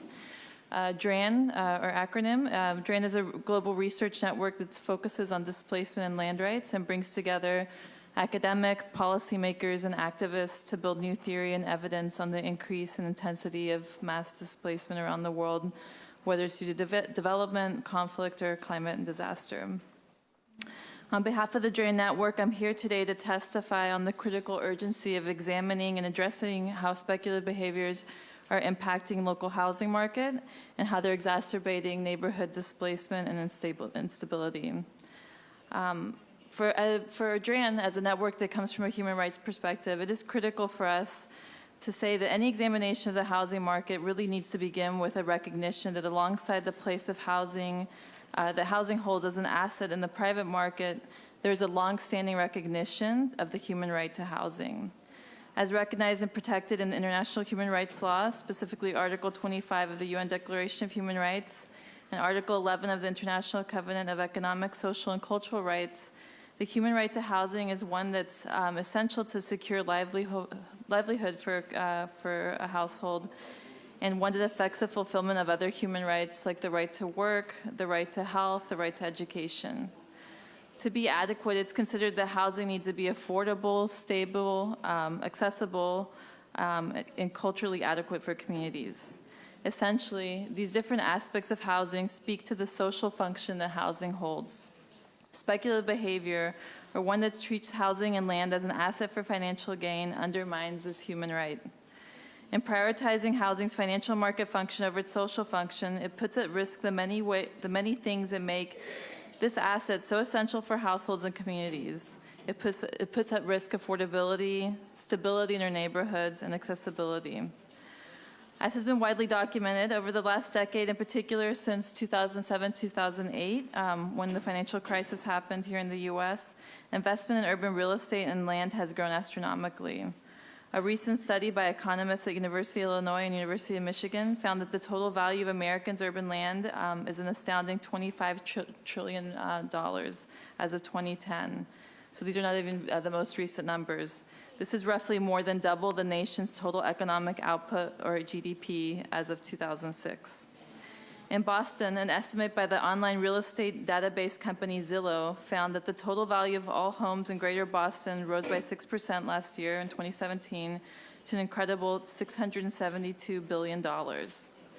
Yet, as these investments in urban land and housing have ballooned and shifted, regulation has not kept pace. This underscores the question: how are these investments benefiting community development?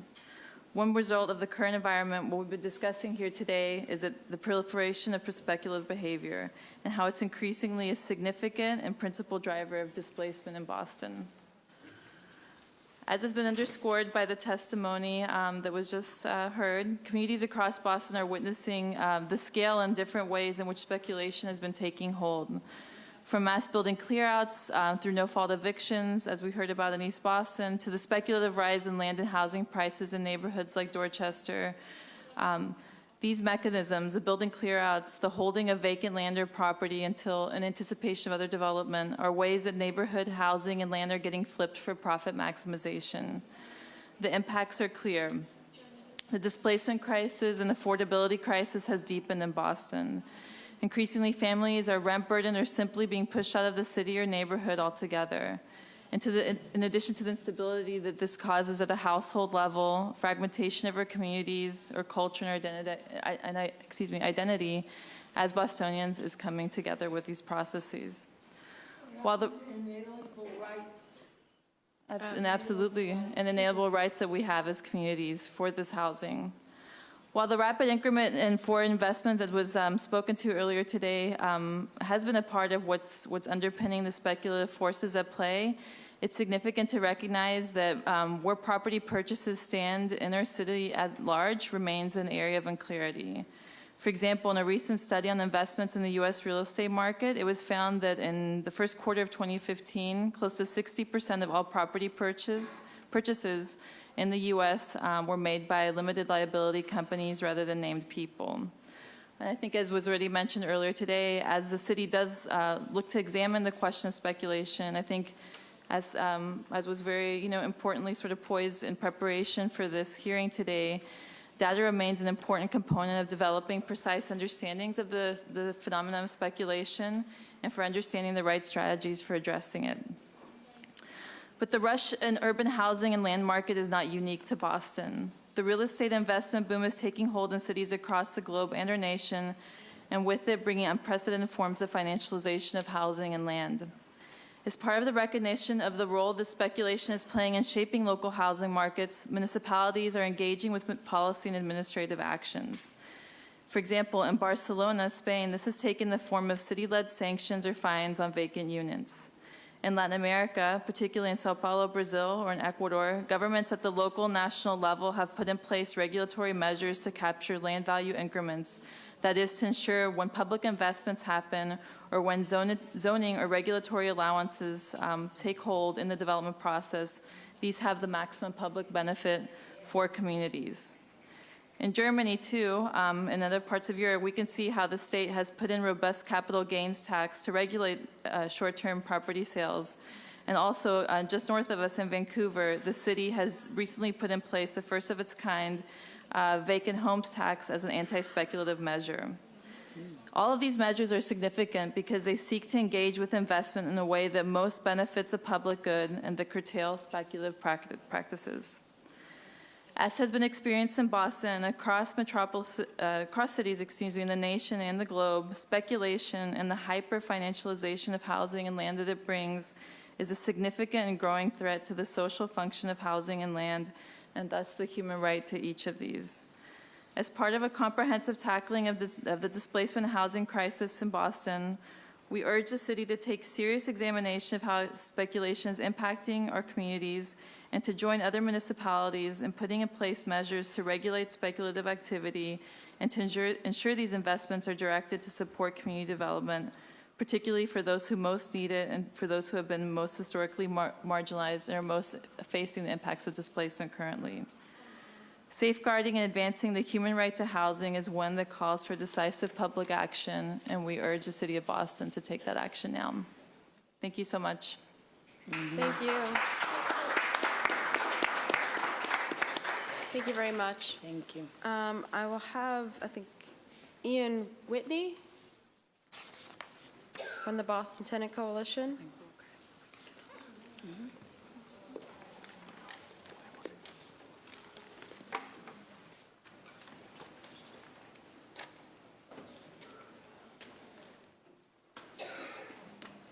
And then after him, we'll have Michael Healy.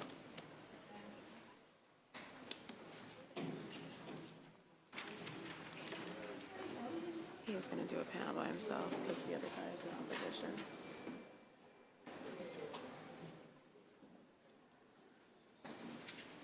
Go ahead.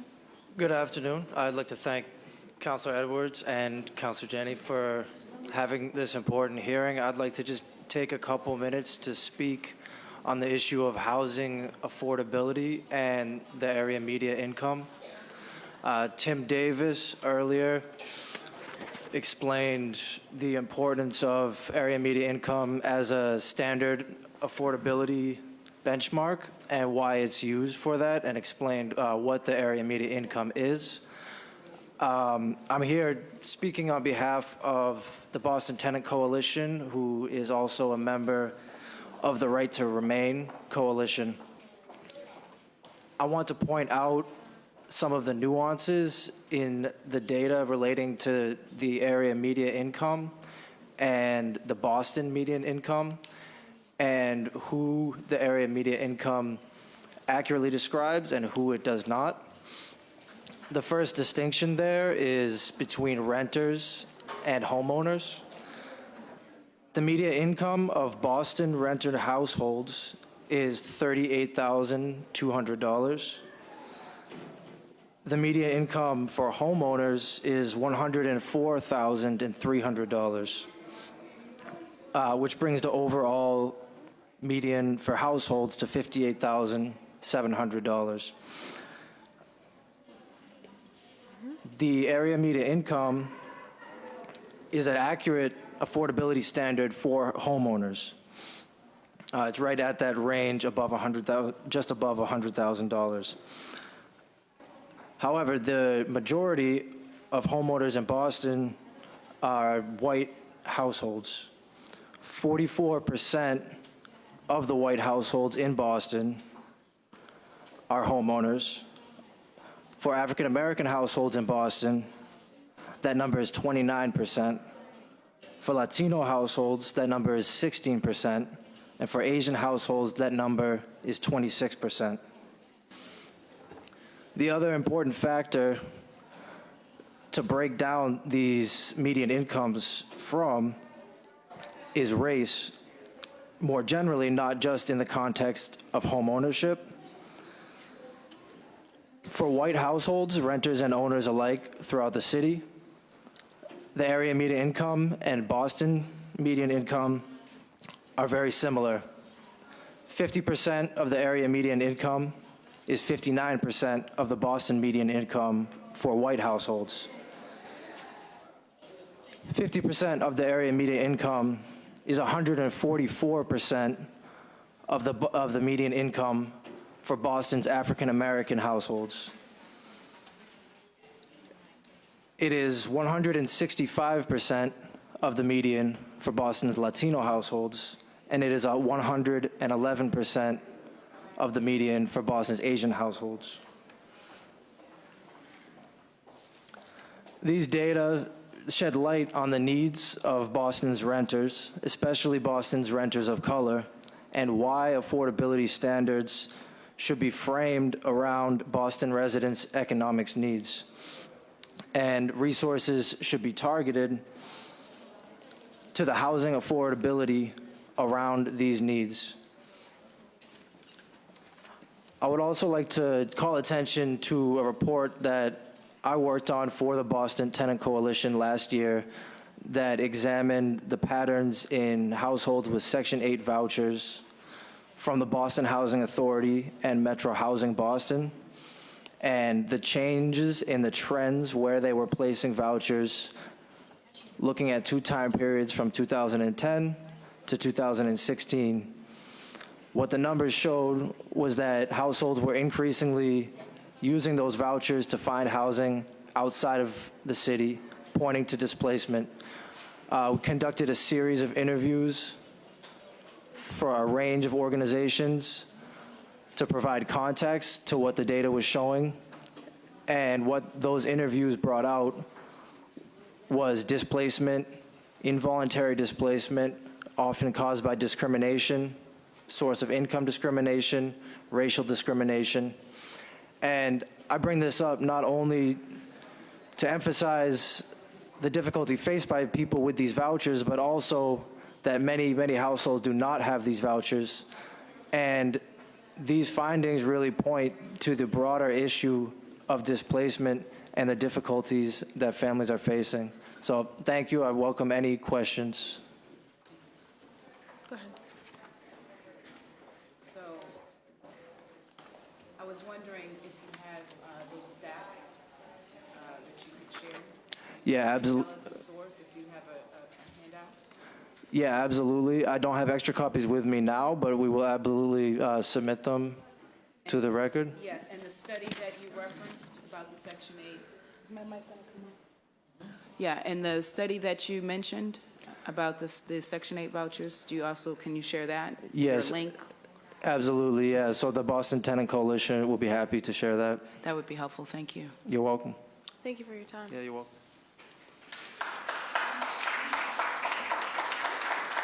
We'll have Michael Healy.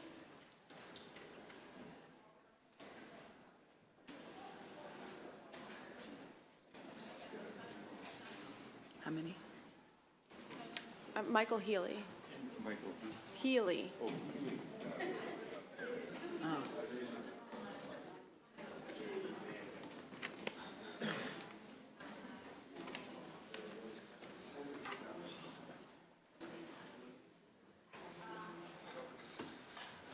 Good afternoon.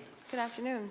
Thank you. I'd like to thank councilors for calling this and for inviting me to speak. My name is Michael Healy. I work for a development firm in town, A.W. Perry. A.W. Perry is a 130-year-old firm, has a long track record in town, as well as on the South Shore. We've done office buildings, as well as single-family homes, developments down on the South Shore.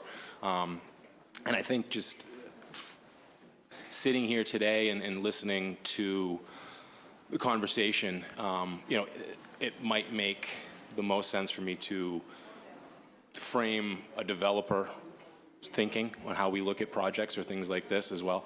Absolutely. So it's a difficult issue. At the end of the day, numbers in our world rule a lot of things.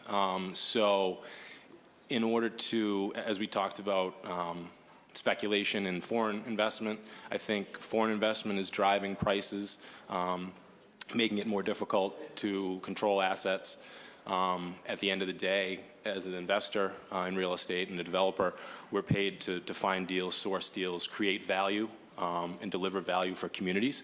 And at the end of the day, investors in our deals, dictate the terms and required rate of return, things like that. So with the influx of foreign capital as well as the influx and the increase in real estate investment, you end up with a frothy market. You end up with elevated valuations, and as a result, you need to sell apartments for more money. Obviously, that makes total sense. Also, as some points were made, I just noted some things. The average condo flip, talking about flips, obviously in these neighborhoods, the numbers can be pretty dramatic. The average $220,000 or so as a condo profit. Just thinking of that from a developer, when I hear that number, the first thing I think of is, depending on how big the asset is and how much it costs to buy it, you may be spending $400,000 to $600,000. So that $200,000 profit might be off of a pretty sizable investment. So a developer that makes $200,000, depending on how much the improvement cost, that could be $100,000 of that $200,000 profit. And then at the end of the day, if an investor flips within a year, they're taxed at ordinary income, which is, for a $200,000 profit, is a 35% tax rate. So they're paying $70,000 in taxes.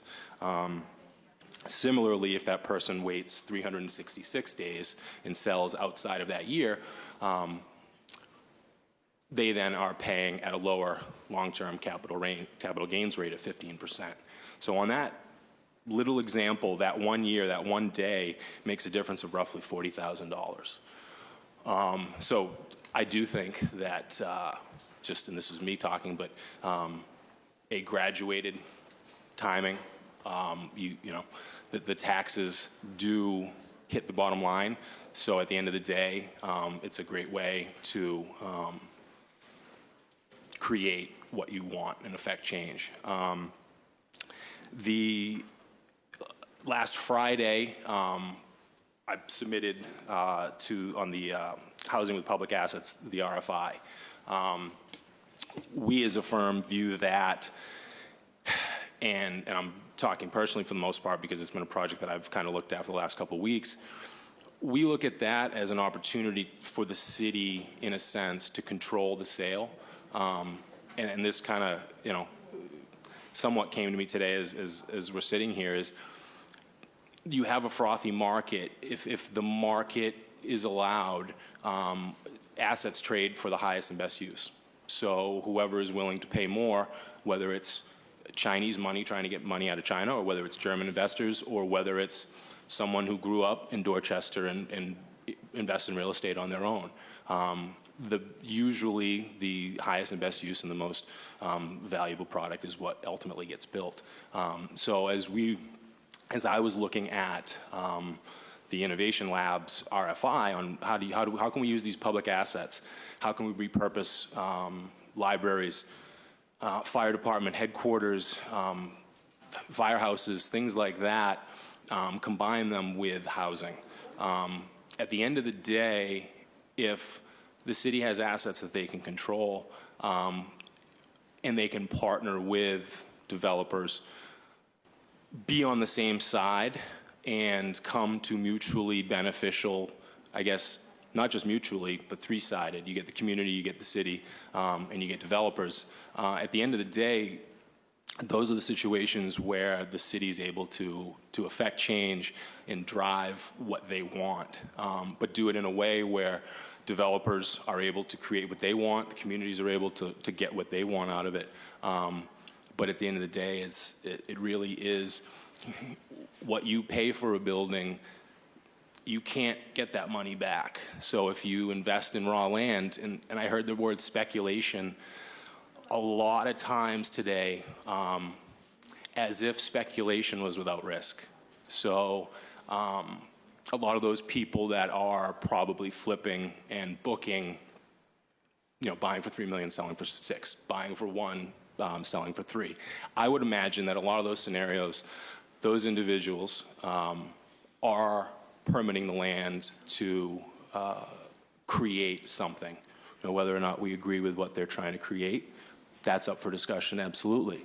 The last thing we need is luxury condos everywhere. But at the same time, a question that pops in my head a lot of times is, who's selling these lots and buildings to be developed? People have the ability to do what they want with their property. But when it affects the community, I agree that you do need to have a conversation. So I think to the extent, my advice, just and from what we're hearing today, is my advice would be to the extent that all the groups can get on the same page, and to the extent that the city could use its existing assets to create value in some of these communities, to me, that's not a no-brainer, but it's the low-hanging fruit. There's some great assets that I looked through within the last 2 weeks, but you're looking at an asset, you're trying to solve 7 problems at once. You know, you're trying to relocate the fire department, you're trying to figure out how we can get low-income housing, how we can get worker housing. It's daunting, and I think that this type of an environment and this type of an exercise and all of the effort and focus that's being put against it, I think it's great, and I think long-term we'll figure it out in the city. I just think we need to be on the same page and communicate, as with all things. So if anybody has any questions, I would welcome them, but I just, I really appreciate first that you came out here, and I do want to do a little bit of housekeeping. In as much as someone comes here to testify and give an opinion or perspective, whether we agree or disagree with it, this is still his house as much as it is all of your houses, as much as it is my house. And so they should feel welcome and respected to be able to express themselves. And so on that end, I did have some questions about the perspective, which I think is important to have here. Because this is a table that I think we're trying to set, in that there's room for developers, and one of the things, many things I've been asking developers to at least be creative in their own thought about how they look at the numbers. One, you can't really measure oftentimes the amount of pain or what families go through when they're being displaced. I understand, that you can't put a cost to that. But there are ways and solutions where you might be willing to look at different ways of earning money, partnering with land trusts in as much as you're going to move affordable units off-site. Why not talk to, nonprofits or, as I mentioned, land trusts to make sure that you're partnering in the best way and what you're building is actually affordable and is permanently so. I would hope that you could take that back to some of your colleagues, that they look at that. Also, when you are building condos and when you're building, as I think Councilor Anissa Sabi George mentioned, that this might be a pathway to home ownership. Unfortunately, due to the down payment, a lot of people are still precluded from them. And I'd like to think that in some of the units that you're building that are going to be owned, that you look at rent-to-own programs and how someone can slowly gain wealth in that, and also become an owner in the process. Again, I just feel that there's a lack of creativity, maybe because, as you mentioned before, the perspective is so focused on the numbers. How you get your numbers, your clients, not you personally, may not care. Sure. But in as much as we're in the city of Boston, and you can see from, not now, but this room was full because enough people do care, and that the city of Boston is going to probably move in some very, what your industry may seem as aggressive measures. I prefer that we don't fight this out. I prefer that we actually come to some solutions. So I'm just giving you some ideas. I'm really hopeful then also you can come back with some about how, in as much as the numbers matter to you and profits matter to you, that you also are balancing the human interest and human rights, I think, to housing here in Boston. Sure, absolutely. If you had something. No, that's okay. Thank you so much for being here. I'm anxious to hear from others who are here as well, so I won't ask any questions at this time. So I'll just go ahead and start to call from folks who've signed up to testify if they're still here. We have Brendan Killian, Adam Kavanaugh, and we can go to the corner mics. Brendan and Adam, you can go to one mic, and then I also have Hamilton Ho and Karen Chen, if you can go to the other mic.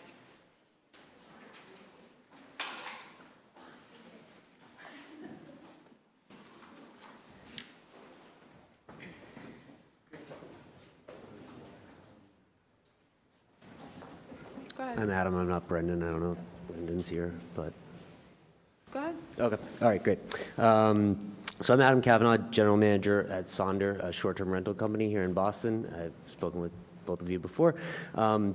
Today I'm here to present some data from CBRE, so Coldwell Banker's real estate commercial firm. CBREs? CBRE, yeah. Is it an acronym? Yeah, for Coldwell Banker Real Estate. It's their commercial arm. So major data source and one of the largest commercial real estate owners in the world. about the rental apartment housing market over the past 21 years in the city of Boston.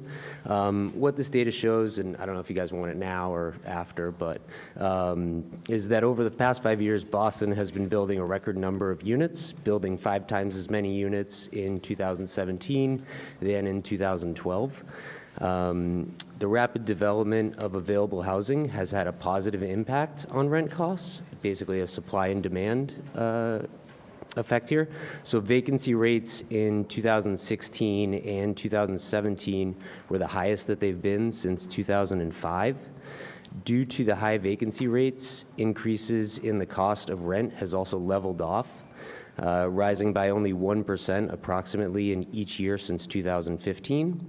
In recent years with the lower developments, or in years with lower development numbers like 2013 and 14, where the number of completed units were half as what we saw in 2016 and 17, rent increases in the city of Boston were as high as 5 and 6%. So basically, when we're creating more supply, there's stabilization of rent prices. So what I kind of wanted to speak to today was the role of the short-term rental investor units in this ecosystem. So the benefit of companies like Sonder that run professionally managed short-term rental units, also known as investor units, is that we help stabilize new developments in the city of Boston, allowing developers to secure financing for new projects in the city. We have concerns, or heard the concerns that this argument, basically if we weren't taking these units, they would remain vacant, and as you've said before, the prices of the rents should hypothetically come down. One of the things that we've talked this issue over with developers and economists, and the reality of the luxury and high rental unit is that rental rates are just not that flexible. Basically, when they are getting their pro formas for these buildings, they're mapping out their cash flow projections, and those are balanced by potential income that's dictated by the rents that are set forth when they originally proposed the buildings. And essentially, if these rents fall, if they were to lower the rents, and if the rents fall too far below the projected income, then the pro forma becomes unbalanced, and essentially the project could be in jeopardy, and the developers wouldn't be able to meet their obligations. Because of some of the small community and the nature of developers and financiers in the city, having some of these high-profile buildings not essentially meet their pro formas could result in a stoppage of Boston's building boom in general. So we see that, that coupled with the fact that these buildings are incentivized to have affordable housing units in the buildings, a company like ours that comes in and helps these buildings stabilize actually then, allows these developers to get onto their next projects that much sooner. And therefore, this is one of the few ways that we are seeing affordable housing units get created. So, if you have a company like ours stabilize these buildings, help them reach their stabilization faster through occupancy, it can allow them to move on to their next projects, which then in turn allow for more affordable housing to be created. So just kind of talking through some of that, our goal in coming here to speak was sort of just to present this data around the vacancy rates, the idea of, supply and demand as it relates to the city, and just give our perspective that, we see ourselves contributing, hopefully, in a positive way towards, future developments and buildings and the stabilization, which then creates more affordable housing, which I think is something we all agree that we want to see. So that's all I have today. Thank you. Thank you. Hamilton? Hi, is this okay? Yeah. Hi, my name is Hamilton Ho. Thank you for the opportunity to testify. I am the Chief Operating Officer at Asian Community Development Corporation in Chinatown. We are a 30-year-old nonprofit that creates affordable housing and provides housing and financial counseling in Boston's Chinatown. We provided homes for 1,200 residents in Chinatown and have assisted over 2,000 households through first-time homebuyer workshops and financial literacy education. And over the years, we've built close to 400 affordable homes in Chinatown. However, we all know that has not been enough. Chinatown and the city of Boston as a whole are experiencing unprecedented housing shortages. And we're glad that the City Council wants to work with the community to better understand and tackle this issue. I just offer a few thoughts. We agree with Councilor Edwards that we need to limit speculation, which is made worse by the conversion of apartments into full-time short-term rentals. When investors convert apartments into full-time short-term rentals, they're taking units off of the housing market overnight. So we support the city's effort to regulate these short-term rentals, especially those that are not owner-occupied. In addition, Chinatown has seen an influx of speculators who are buying entire buildings, conduct renovations, raise the rents, and displace multiple families at once. Once a building is sold, families often just wait for the eviction notice that inevitably comes. One of our staff spoke to me recently about a family whose father had a disability, and yet they were all forced to move due to a foreign investor who bought the entire building and raised the rents to an unaffordable level. So what first happened just a handful of times is now a regular occurrence in Chinatown. We do think taxing such investors could be a way to discourage speculation, and as has been mentioned today, we think the city should continue to collect more data about how much housing is being bought up domestically versus by foreign investors, and how much of a tax would be enough to actually deter such investors, and as well consider any unintended consequences that a tax might bring about. The recent impact analysis that was done on the impact of Airbnb in Boston was certainly an eye-opener, and we believe will serve as a strong tool for advocating for short-term rental regulation. And so similarly, we believe that broadened analysis to include the impact of flipping and foreign investment will be worthwhile. The other tool that the city already has at its disposal to battle speculation is zoning. Most of the new developments in Chinatown, including several hotel proposals, are asking for 2 to 3 times the density and height that has been than what current zoning allows. And this form of speculation leads developers to overpay significantly for properties because they believe and sometimes even expect that the city will grant them zoning variances. And so this greatly increases property prices because developers pay on the basis of what they believe they can get away with and not what current zoning allows. And if the BPDA would just start holding developers' feet to the fire on zoning, we believe this would greatly help to curb speculation. Again, this is a tool that already exists and does not require the council to pass any new ordinances, just needs to be enforced. And finally, IDP has been a key source of funding that we have used to develop affordable rental and homeownership opportunities in Chinatown. And as development costs increase in Boston, we need to ensure that the funding for affordable housing also keeps pace. So we would definitely welcome the city to re-examine the formula for determining IDP amounts so that we can make sure the right amount of money is going toward developing affordable housing. So we definitely look forward for the opportunity to work with the city to help develop policies to curb speculation and maintain affordable housing in Chinatown and throughout Boston. Thank you. Thank you so much for your testimony. Hi, good afternoon. My name is Karen Chen. I'm the Executive Director of the Chinese Progressive Association. This is probably not the first time we're here talking about housing crisis in Chinatown. Hamilton mentioned it. I think that there were many residents who's been facing displacement have testified before the council. So I just want to say a few things. In terms of housing, before 2000, there's very few change hands of housing in Chinatown. It really spurred up in 2000, and coincidentally, or consequently, that was when a lot of luxury development has been built in Chinatown along Washington, in and around Chinatown, right? So just what does it mean, we had heard residents, what does it mean and how it affect their lives? But I want to actually today talk a little bit about kind of couple buildings, like the amount of kind of greed, or how it actually, how fast these housing prices have grown. So just an example, 106 Tyler Street right now is actually exclusively just used for Airbnb rental. Their commercial tenant is a hairdresser, is at risk of being displaced. So in 2000, the building was sold for $375,000.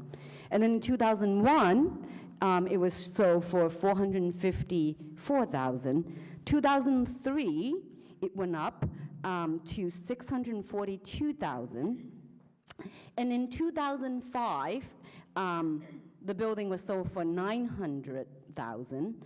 And then, fast forward to 2017, the building was sold for $3.01 million. So just within 18 years, the 5 times changeover. As each time it happens, residents who used to be a long-time residents, their rent is going up, and each time they change hand, basically a higher income bracket of residents moved in. And actually, before it was sold in 2017, it was actually young professionals and families living in that building. And the families are actually squeezed in, like, you're talking about, a whole family of 4 or 5 people in one bedroom, sharing an apartment with other people. The rent at that time was around $900. But even doing that, family can't stay in that house anymore. And that's just like one example. And right before I left my office, tenants at 410 Harrison, we actually reached out to the Office of Housing Stability to mediate the eviction process, but the landlord refused. That building was bought for $95,000 in 1986. This is like when, the South End was not desirable. And now because real estate agents been, circulating that area, sending mailings and knocking at the doors and leaving literatures. And they were offered $1.9 million. Initially, they didn't want to sell, but it's a very enticing price. And that's 4 families living there.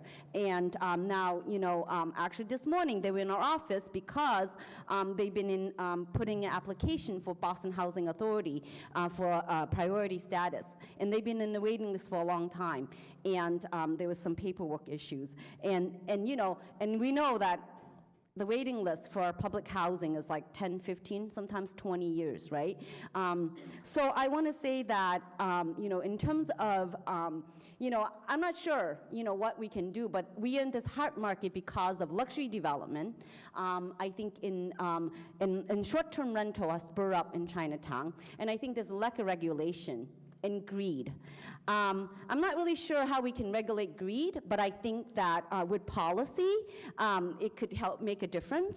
So definitely, it's urgent and necessary for us to have a policy to regulate short-term rental before more of the working families in the city of Boston have moved out. We got to be really careful what kind of investment we want in a community. We don't want short-term rental or Saunders' proposal, which really just carve out a market for themselves. It does not really stabilize the community. How do we make sure that, lowering rent wouldn't displace people? Well, just don't buy above market. A lot of these speculators don't buy above market. So you can lower the rent to keep people there, keep good tenants there. That's all, simple. And then I want to say that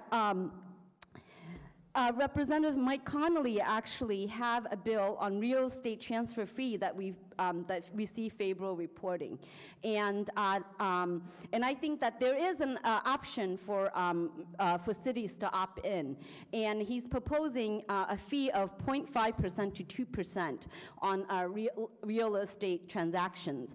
In the Chinese Progressive Association, we actually did a little exit poll in 2015 in 3.8 and 5.1. We poll around a few hundred voters who entering, exiting the poll. And actually, at that point, we said that would you support a policy that, that actually require a transfer fee for property over $1.5 million? And actually, over 90% of the voters actually said it's a great idea. And I just want to say that in San Francisco, in 2010, they passed a real property transfer tax city ordinance. And they proposed an increase in 2016. So the increase was 0.5% to 3%, depending on the price. And actually, it helps the city produce $90 million in city services. And that money could actually be used to build affordable housing if we actually support a policy like that. So lastly, I want to put it out there, I don't think the city council is ready to entertain it, but I really think that there should be a moratorium on luxury development until homelessness and displacement is addressed. Just put it in the record. Thank you, Karen. Thank you. We'll take, I'm not sure if she's still here. Lydia Lowe? No, she left, okay. Ivana Angus? Ivana Angus? Lisa or Liza Beren? Sarah Winnick? And Susan Pringer?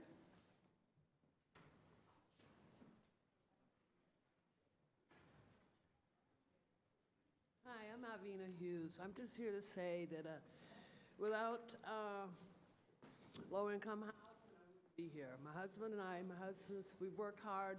Come closer to the mic.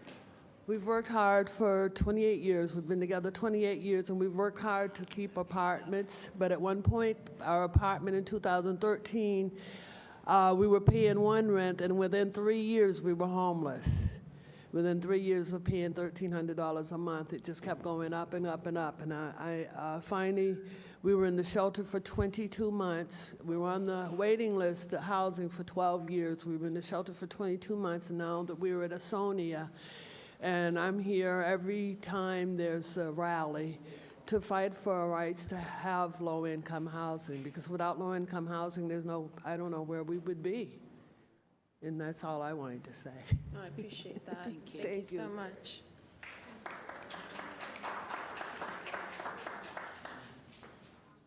Hi. Thank you, Councilor Edwards and Councilor Janey, for holding this important hearing. My name is Liza Barron, and I'm speaking on behalf of Dudley Street Neighborhood Initiative, DSNI. We're a 34-year-old organization focused on community planning, organizing, and development in Roxbury and the Upham's Corner area of Dorchester, and we are increasingly concerned about the issue of speculation. We're currently engaged in a community planning process with the City of Boston to create Boston's next Arts and Innovation District. And that process includes the redevelopment of several key buildings in Upham's Corner.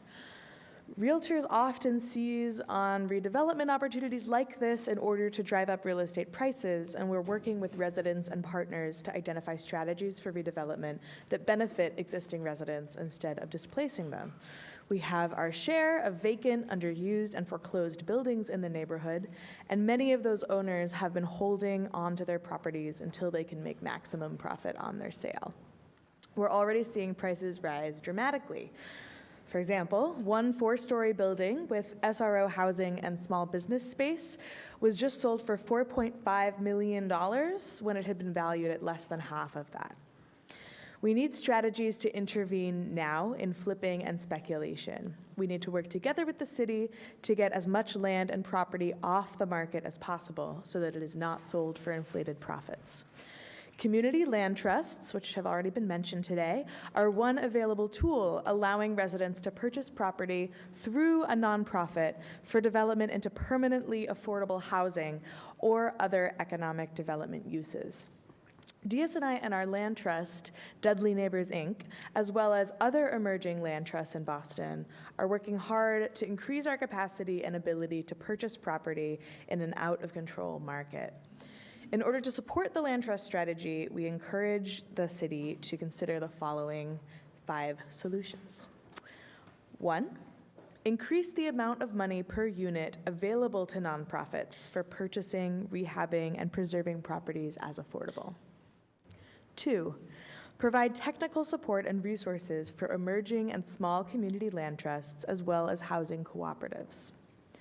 3, create a land bank to get private property off the market and partner with nonprofits to develop permanently affordable housing and commercial space on those sites. 4, Create a speculation or luxury transfer tax that generates additional revenue for affordable housing creation. 5, create meaningful incentives for small landlords and owners of triple-deckers to sell to nonprofits. Thank you for your time and for your continued commitment to creating truly affordable housing that keeps current Boston residents in place. Thank you. Good afternoon. I'm Sue Pranger. I do have a statement, but I'm not going to read it because it's late, but I would like to make 3 points. I'm an architect and an educator. I've been involved, I've lived in Eggleston Square for 30 years and have been involved in the last several years in several neighborhood organizations, including ESNA's Housing Committee, the Alliance of Neighborhood Groups along the JP Rocks Corridor, and the Housing Stability Task Force that grew out of the JP Rocks Plan. But today I'm not speaking on behalf of any of those organizations, but I am speaking to what I've learned working with them over the last few years. And the 3 points that I want to bring up the first one sort of reiterates what the last 3 speakers have said, which is in terms of speculation, we see that developers and LLCs are paying much more than the current market rate for properties.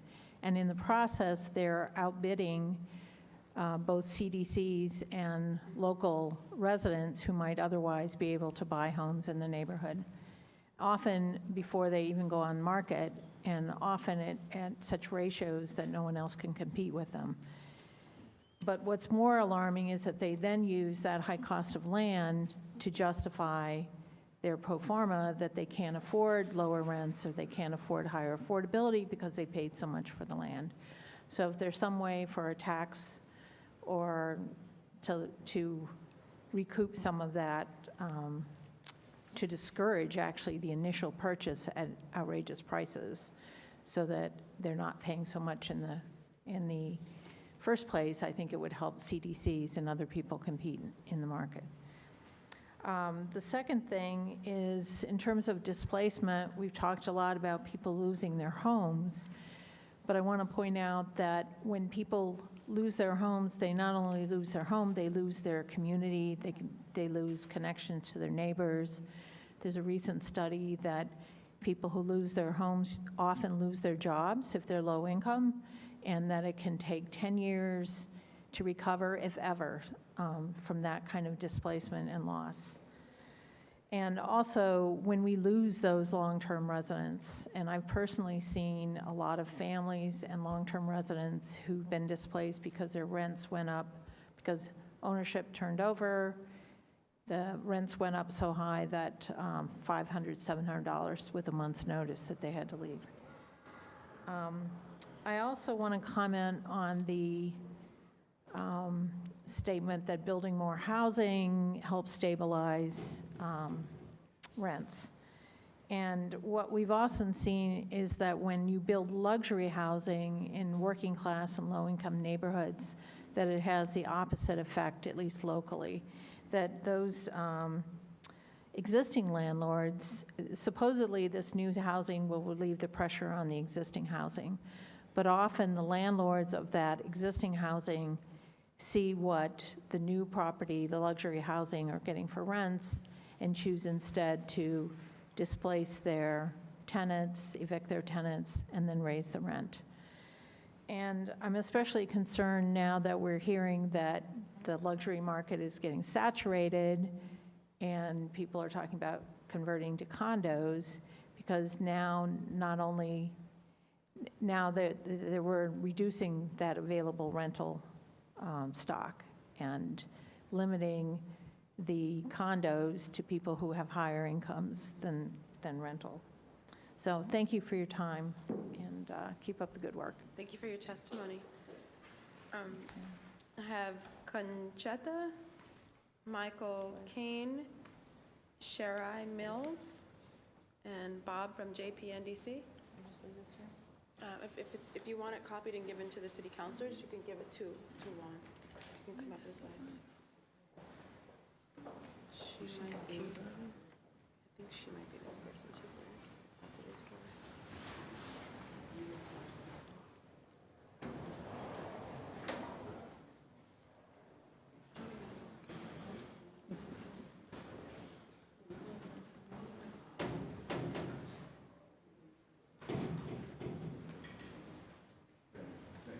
Is Bob not here, or?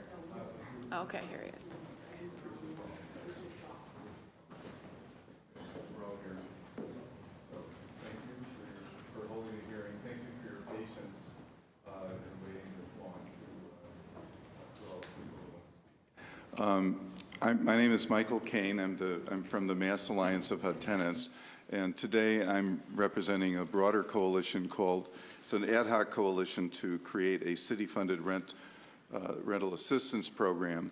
There are currently 28 organizations that have signed a letter to the mayor asking for a meeting about that. And we had met with the mayor a year ago to address the crisis of affordable housing. The issue that you've heard a lot about, I mean, there's basically two policy solutions. You either regulate the market through strong rent control and taxes on real estate speculation, or you create subsidies, or both. And in the absence of a will by the state legislature to consider rent control, and the city council perhaps, we really have to look at subsidies, additional subsidies for low-income people that are being pushed out of the city to deal with that crisis. So, of course, we've been active for many years fighting to keep federal cutbacks and fighting for more subsidies from the state. But we realize that the city is generating an enormous amount of wealth from new construction. You see it all over the place. All the new luxury towers, the new office buildings, the new luxury condos are creating enormous wealth that needs to be tapped to offset the housing crisis that that development is creating. So there's a direct relationship. So during the transition to Mayor Walsh, we actually had proposed a real estate speculation tax, a graduated tax on real estate speculation. And the coalition that met with the mayor a year ago proposed 3 specific things that would address speculation and address the housing crisis as ways to fund low-income rent subsidies targeted to new development, to offset displacement, and to prevent displacement of tenants, for instance, in the 13A buildings that are like Mercantile Wharf, as well as meet the needs for low-income rental housing, and public housing is going through rental assistance demonstrations such as Bunker Hill. So our proposal, the 3 things that we wanted to present to you today as policy solutions to address this crisis are: first, earmarking new property tax revenues from the luxury condos that are under construction now in Boston. There are currently 2,200 super luxury condos that are going to sell for well over $1 or $2 million each. A really good example is Millennium Towers. Millennium Towers just sold 442 luxury condos at $2.4 million average price each. That is generating $10.9 million in property tax revenue, new revenue to the city. Only 23% of the units signed up for the residential exemption, which suggests that 77%, the real market for the building was not the people of Boston. They were marketing it to foreign speculators from China, Russia, Latin America, most of whom are hiding dark money or illicit cash. In China, you're not supposed to be able to take more than $50,000 out of the country, but if they're buying a $5 million condo with cash in Millennium Towers, something is strange there, and maybe there's a way to look at that as well. But in the meantime, the building is built, the revenue is coming into the city. Because of that enormous increase in speculative value for that one property, rents are going up. When you build luxury condos, the rents nearby go up. Everybody in Boston understands that, except some people at the BRA and the Department of Neighborhood Development. They seem to think that that will lower rents. That has not been our experience or anybody that I know in the city. You build luxury condos, luxury rentals, rents are going to go up in the neighborhood.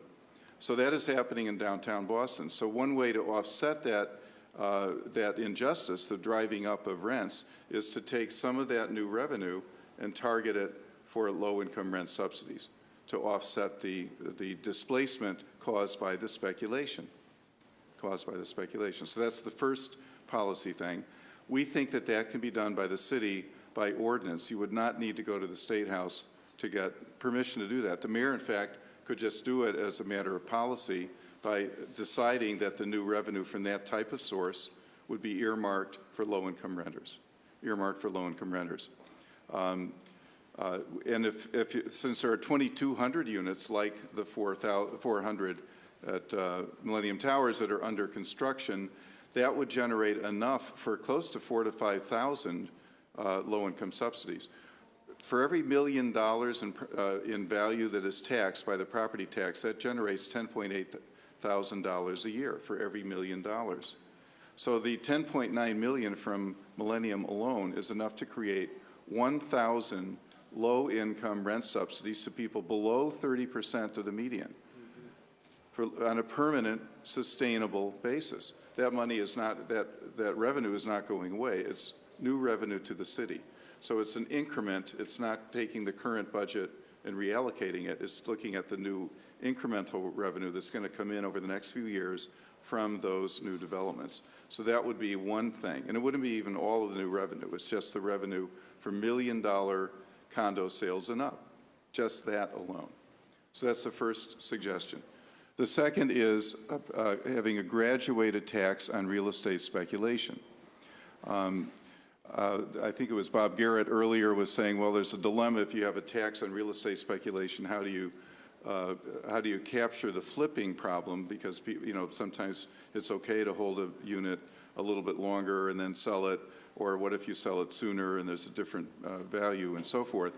Well, the way to do that is to address that problem is through a graduated tax that increases the rate of taxation based on the length of holding and the extent of the gain.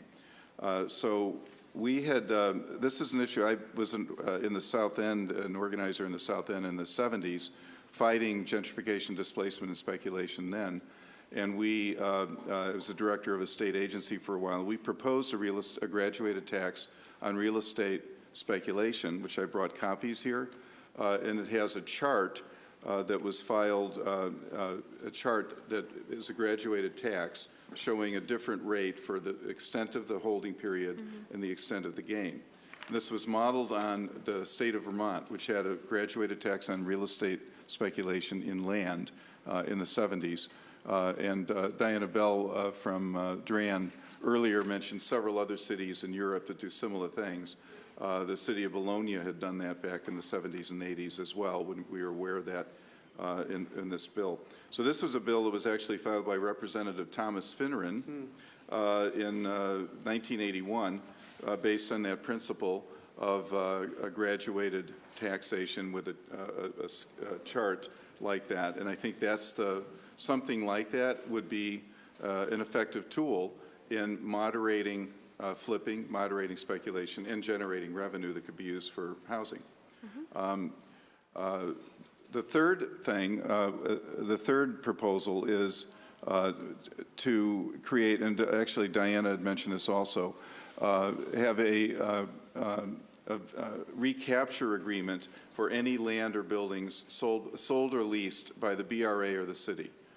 A recapture agreement where if the city is giving away land or selling it, and the buyer flips it in a short period of time, the city would recapture a portion of that money. That's done widely in Latin America. It's done in Canada.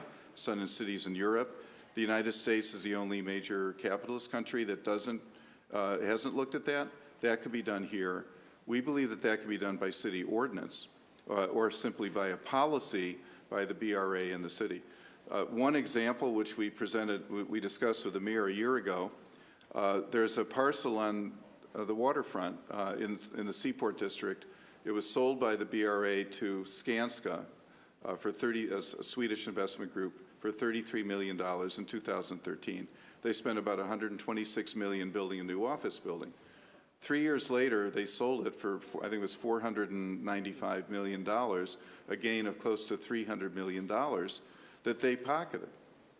Now, that increase in value at the Seaport District was something that the city really created by selling off the land for a song without really getting recapture agreements in exchange, which most other cities in Latin America or Canada would have done. They didn't do that. They just gave it away. Well, if there had been, say, a 30% tax on or a recapture for a gain, that would have been $90 million from that one transaction. The developer still would have had a couple of $100 million windfall profit. The city would have had $90 million. Why didn't they do that? Well, there's still land and buildings that the city owns, and that's something that could be done across the board as a policy. At least we can, start getting back some stuff, some recapture from these land and building parcels going forward. So those were three specific things that we proposed to the mayor a year ago in a coalition meeting.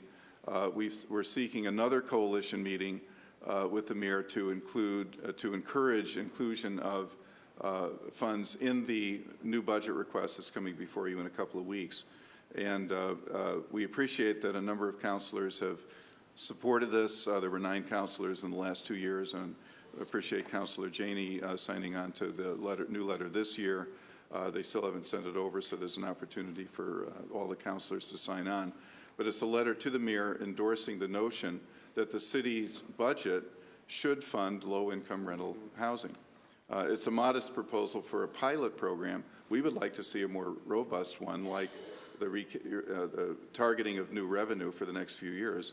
That would accomplish the same objective, but it would be enough for 4,000 or 5,000 low-income rent subsidies on a permanent basis just by taxing the revenue from these luxury condos. So those are the 3 specific things that are related to the topic of today's hearing that we hope you'll consider. And I have copies of the letter to the mayor from a year ago that first proposed those measures, our most recent letter, and the legislation from 1981 with the real estate speculation proposal. Thank you. So, Conchetta? go. I'm going last. Hi, my name is Sheree Mills. I'm here representing the Boston Homeless Solidarity Committee. The committee works with individuals who are currently homeless to address their needs and help them towards finding and permanent affordable housing. We, as a group, are supporting the city rent subsidy proposal as a way to help these individuals that we work with towards permanent affordable housing. As you've all heard, there is a crisis of, housing these days, people being evicted because, the owners of the properties want to make more money and they send people to the street, that just adds to the issue of homelessness. And we know that there are not enough vouchers or subsidies going around to help these individuals with finding housing. So a city rent subsidy would help with this issue if the city would use its resources to create these subsidies. I mean, it's been researched, and we work hard to try to make this happen, to, help the individuals that we see on a regular basis, that we look in the eye and, have to watch them go back to the shelters to help them work towards permanent housing. We want to see people off the streets. We want to see people out of the shelters. And, this proposal would, add to the mayor's, plan to end, chronic homelessness. We're trying to, help and aid in his, process, because we work with these individuals directly. And many of the individuals actually have, currently have vouchers, but they don't pay enough to, get them in housing. We all know that. I mean, these are all things that we've all heard, a lot. So we all know there's a huge issue. And, as Michael said, these condos are popping up, why not use that, revenue from the condos to create vouchers? I think that's a brilliant idea. It would sustain, people in their housing who maybe can't work and don't have any income to work to afford their apartments, and they can't work. So I think, we need to look towards, creating a good solution for homelessness and housing. And real estate speculation, definitely obviously is an issue. You've heard stories of how it affects individuals in the city of Boston. We all know people, like I said, are being evicted, so owners can get more money. And we need to work towards combating that. And I think at least taxing that would, help, and then that revenue can go towards creating permanent affordable housing for those in the city of Boston, so we don't lose any more individuals in the city and it doesn't become more gentrified. And, we want to keep the city diverse and keep the people who are here, stay here. You guys hear from community members all the time about how they're being displaced from the city because of the lack of, housing that they can't afford. So we need to work towards creative solutions and work together. Many groups here said we need to work together, and everyone at the table working towards a solution, not individual groups just making decisions. If we all work together and, support each other in this initiative, I think we'll come up with good solutions. So thank you for allowing me to speak today. Thank you.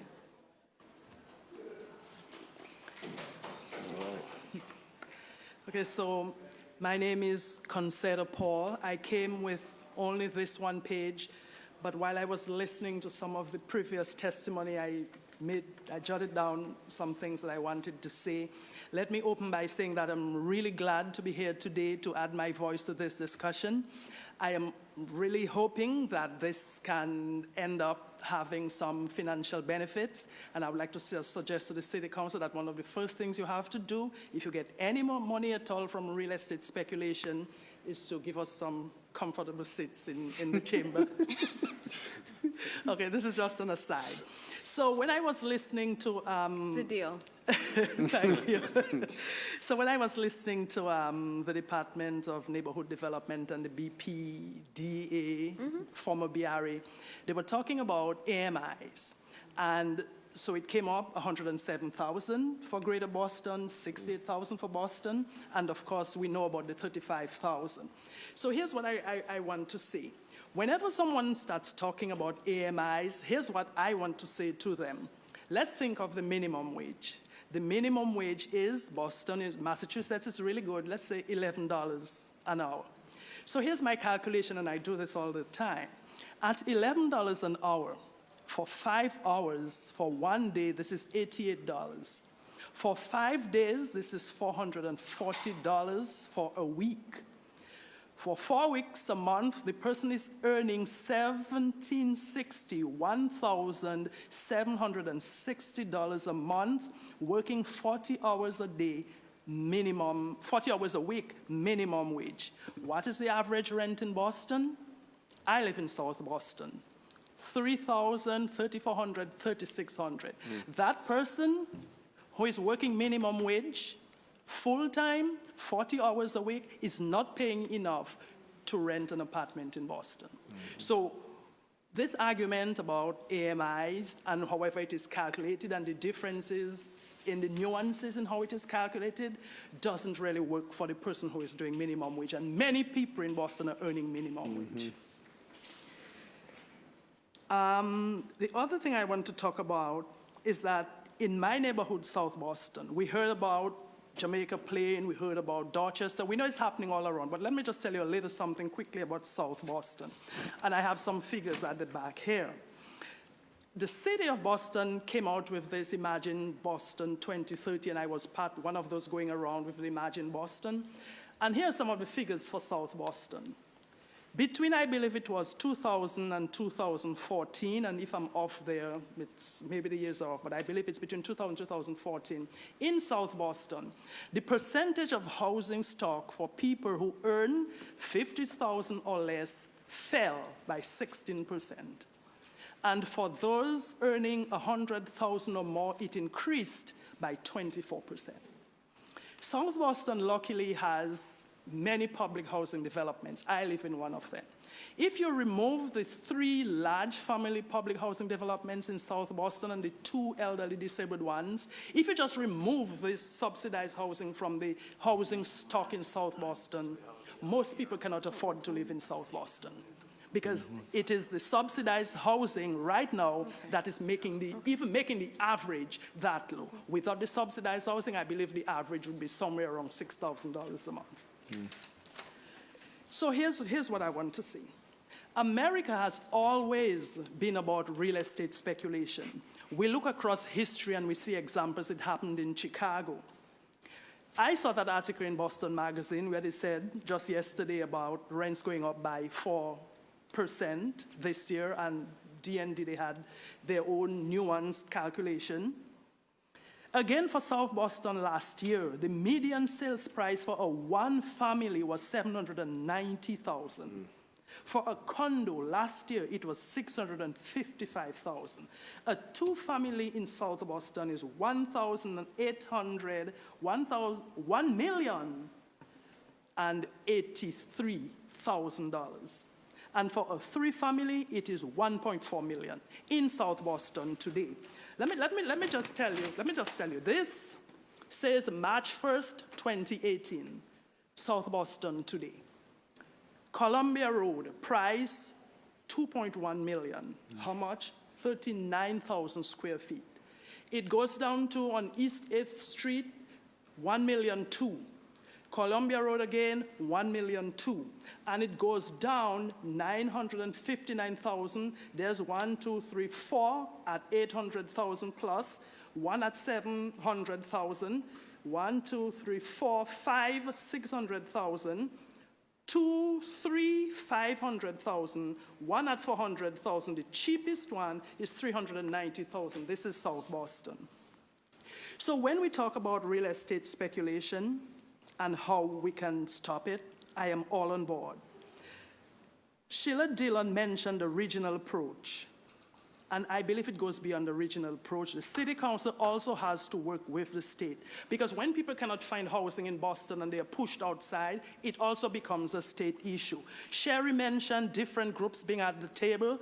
The DND mentioned they talked to Harvard and they talked to MIT. Did they speak to any of the people who were here in the room earlier? The tenants, the people like Matt, and all the groups fighting needed to be at the table.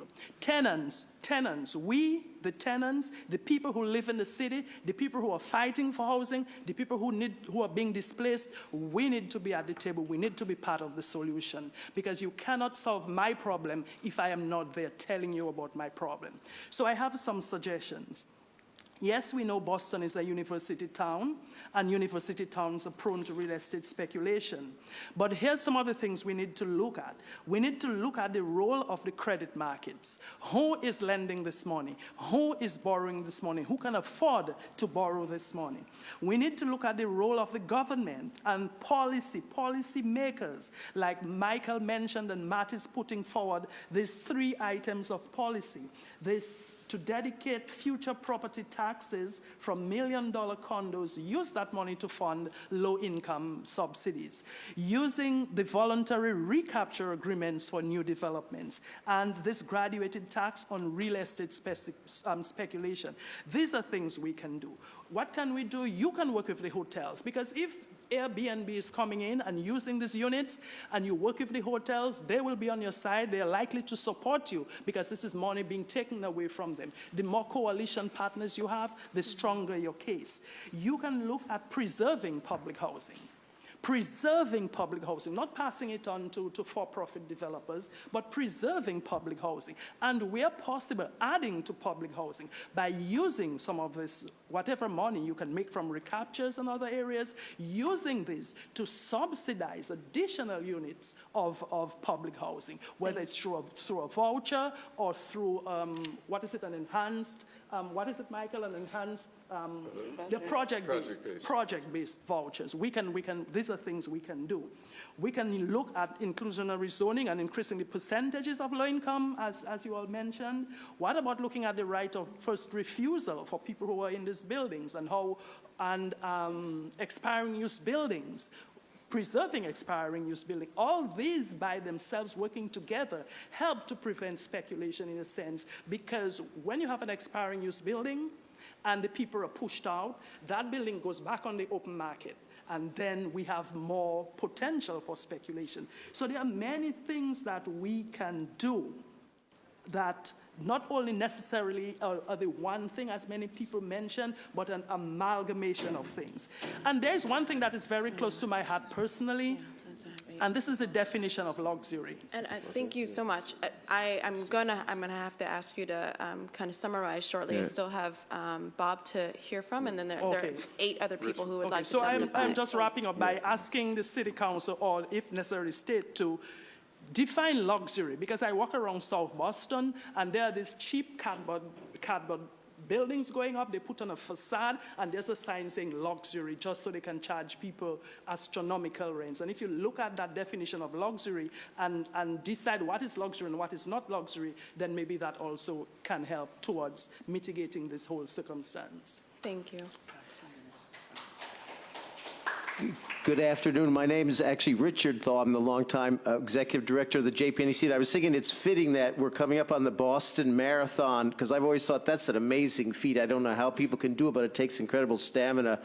And you two have shown amazing stamina to be here, as well as all the other folks. So I want to thank you for that. You've heard so much eloquent testimony. I just want to say a couple of things, which is, you know, when we went in to meet with the mayor last year, we calculated some things about high-end condo sales in Boston in 2016, and I think Juan has shared the information. Yeah, that so folks on our staff just within the last day updated the information for 2017 too, to look at, you know, condo sales that are publicly recorded. You know, there are probably some that happen privately that you don't see on the MLS listing, but 345 condos sold for over $1 million, including 116 that sold for an average of $5 million, at least, you know, $2.5 million. So a total of $900 million just of the publicly available data in 2 years of the condo. And you know, we know there's some factors that are, you know, literally global in impact of, you know, and national policy about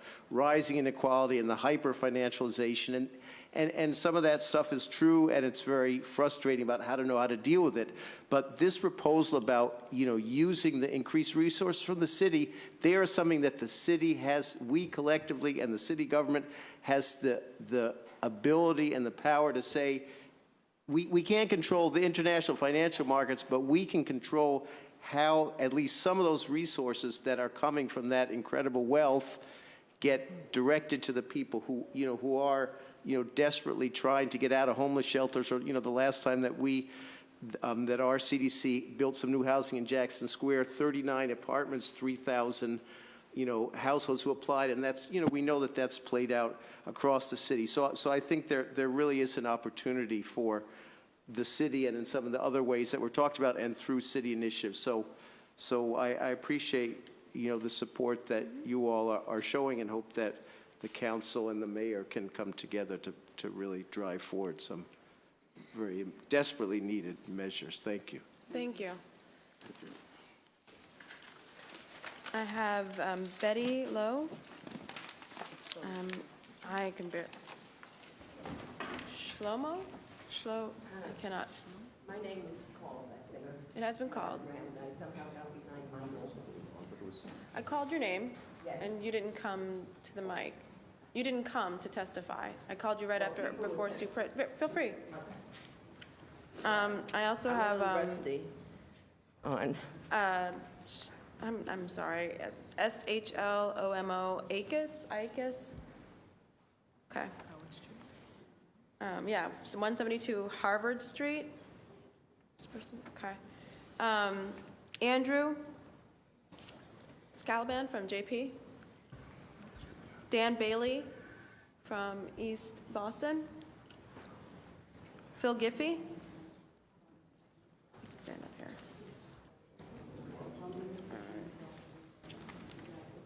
So due to time, we're probably going to ask folks to keep it to 2 to 3 minutes, and no more than that. Go ahead. Okay. My name is Sarah Wenig. I live in the Back Bay. This hearing couldn't be more timely for me because I am at the tail end of a 10-year fight to save low-income housing, single-room occupancy housing on Newberry Street, on Marlborough Street, of all places. And the good news is that we may have gotten some money to go towards affordable housing, but the bad news is that we are losing those units. And that is really very disappointing under the circumstances. The circumstances being that this transaction where the building was sold was not so much speculative. Any fool knew you could make several million dollars by buying this building deceptively, all right? What this was a deceptive transaction. And where there is speculation on small properties with basically individual tenants or small groups of people, you're going to find deception. And I would encourage the city to look more at these transactions for deception. The deception that I found with this particular deal, and it raises the point of what Councilor Murphy said, that there needs to be a united front, but there needs to be a united front that goes beyond City Hall and municipal departments. In my case, the Secretary of State's office let some applications for low-income tax breaks and for their corporate filings go unchallenged. And this happens, this can happen a lot when there are certain lawyers and very experienced real estate people involved. I would like to say that as somebody who was a real estate agent for a very long time in Manhattan, dealing with early forms of BNB, is that condo conversions are most definitely a driver of displacement when it comes to individual buyers that are now going to be courted from overseas. And that does need to be looked at in a preventative way so that we begin to look at who's in these transactions, who are the officers to the LLCs and the other corporate entities that are being set up. And I would encourage the city of Boston to ride herd over entities like law firms that sell multiple units overseas or to clients.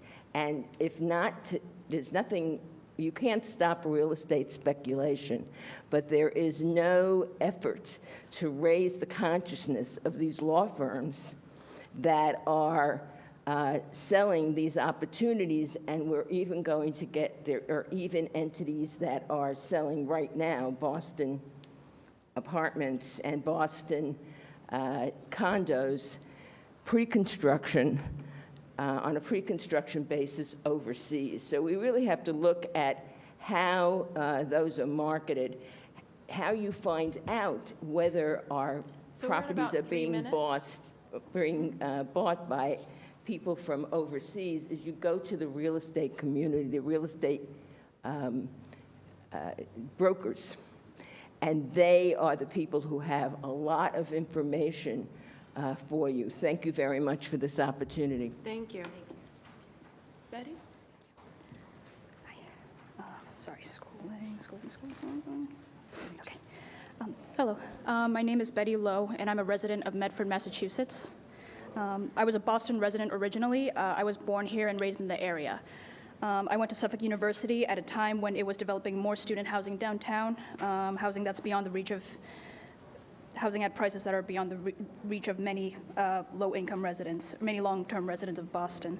I work at Cambridge Innovation Center in the finance department. I am 31 this year, and I've seen a lot of changes happening in the greater Boston area. When I was young, I lived on Tremont and South Charles Streets in the theater district. I lived there for the first 5 years of my life before we moved to Medford in 1993. And we spent my whole childhood coming back to Boston, coming back to Chinatown, because that was how important the community and the civic organizations that were there that served Chinese immigrants, that's how important that those organizations and those connections were to my family when I was growing up. Both cities, Medford and Boston, has given my family ample opportunities, and we have made great strides since my childhood, but I don't feel like I can do that justice without bringing up matters of racial equity in this city. As a lifelong resident of this area, I think we enjoy a reputation of being racially inclusive, but I sadly don't think that the reality completely bears that out. I think it's more of an image than the reality. And we may be inclusive and welcoming to most people of color, but anti-Blackness is a reality here. In this area, the net worth of white families, there was an article that recently came out about this. The net worth of white families in Boston is $247,000, while the net worth of black families in Boston is $8, just $8.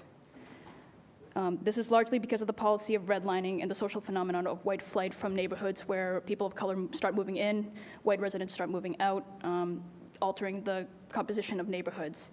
I had a black colleague whose mother was redlined out of Somerville in the 70s, whereas in contrast with my own family story in the 90s, we suffered no such thing when we were trying to buy in Medford. I have grave fears today that others may not have the same chances that I have had, that the ladder I climbed up in life, that my family has climbed up, has been taken away from many others, and that for some, that ladder was not even there. That ladder of opportunity was not even there. I've watched both Boston's Chinatown and my present hometown of Medford change in dramatic ways over the years, such that opportunities and welcoming public spaces for low-income and working-class families are fewer now. In Medford, we recently stopped a mostly market-rate development of 490 units near Route 16. It's an area that already deals with congestion and being underserved by public works. The developer there was Equity One, and they had asked for an unprecedented 11 zoning variances for that development. Luckily, we were able to stop them. However, the problem continues in Medford, where somebody else had spoken earlier about 1 and 2 family houses being condoized, being redeveloped into condos, which prices out the senior citizens and the low-income citizens of Medford. Blight, again, was another thing that was brought up earlier. That's also an issue for us. If you drive down 93 South going into Boston, you'll see what was the Spring Step building near Medford Square, and the owner's currently asking for $4 million, which they'll never get that much for that building in the place where it is, in the condition that it is. And some of the more engaged residents were thinking that this is just a way for them to maybe get some tax benefits off of a property that they're not using at all or renting out to anyone. So a blight tax is needed in Medford too. I can speak to the difficulty as well of following developers' movements in our city in Medford. Just like in Jamaica Plain, we're just constantly being surprised by what's on the zoning board agenda, what's in the zoning meeting agendas. And we're also getting blindsided by just kind of how little engagement and support we're seeing from our city officials. So, I'm glad to see that you're putting on this forum and are far more engaged in thinking about this issue more than at least, what my city council was doing before. So thank you for that. Thank you. So, the fight continues there, and MAPC, which was brought up earlier as well, that's also developing our square. So I'm hoping I was heartened to hear that MAPC is looking throughout the region for solutions to the housing crisis that affects all of our cities. To the point on the agenda about the less viable traditional pathways to home ownership for middle and working class folks, I've also seen these opportunities kind of just vanish in the past decades or so. Small storefronts, which are more within the reach. So we're over the 3-minute mark. I don't know if you can Yes. summarize, or I apologize. It's just that there's another hearing after this. Oh, yes, of course. I just want to, my conclusion was that, cities really need to step in. City governments, state governments, the federal government absolutely needs to step into this crisis and do something about it and really put its foot down with developers. Like, I agree with, all of us coming to the table, but we need to think about the power disparities at play here. Developers, investors, they have so much money. Speculation carries risks, but that's risks that sophisticated investors are supposed to be able to bear. Whereas when you're talking about working class families, people running restaurants, people working in restaurants, people working in, whatever, minimum wage jobs, what power do they have to resist, international money and sophisticated investors corporate developers, all these LLCs that get to kind of stay opaque. Thank you so much for calling this forum, and I hope to see more aggressive action taken on this from governments at all levels. Thank you. Thank you so much. I think we called, Andrew wasn't here, so Dan? Hi, my name is Dan Bailey. I'm an East Boston resident. I want to thank you for holding this forum, and thank you for staying late to make sure everyone has a chance to talk. I just want to talk very briefly about how I've seen this issue impact my neighborhood in East Boston. For over 100 years, homeownership in East Boston has allowed people to experience social and economic mobility, and that's particularly true of multifamily home ownership.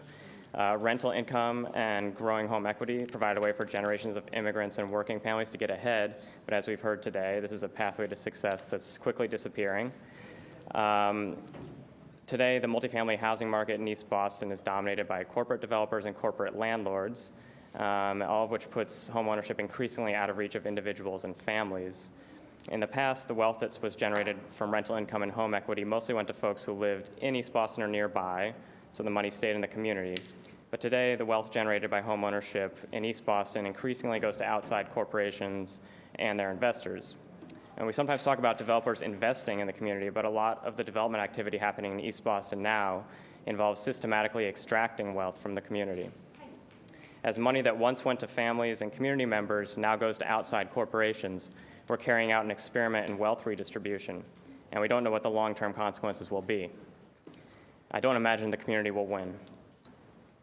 It's easy to blame developers for this problem, but the city has a role in implementing and enforcing policies and regulations around this. And a core issue here that's been addressed only briefly today is zoning. The city now has a lack of fair, transparent, and enforced zoning code, which has only encouraged speculative development and runaway housing costs. How can we expect to address the problem of housing speculation when the city is unable or unwilling to define what can and can't be built on a given parcel of land?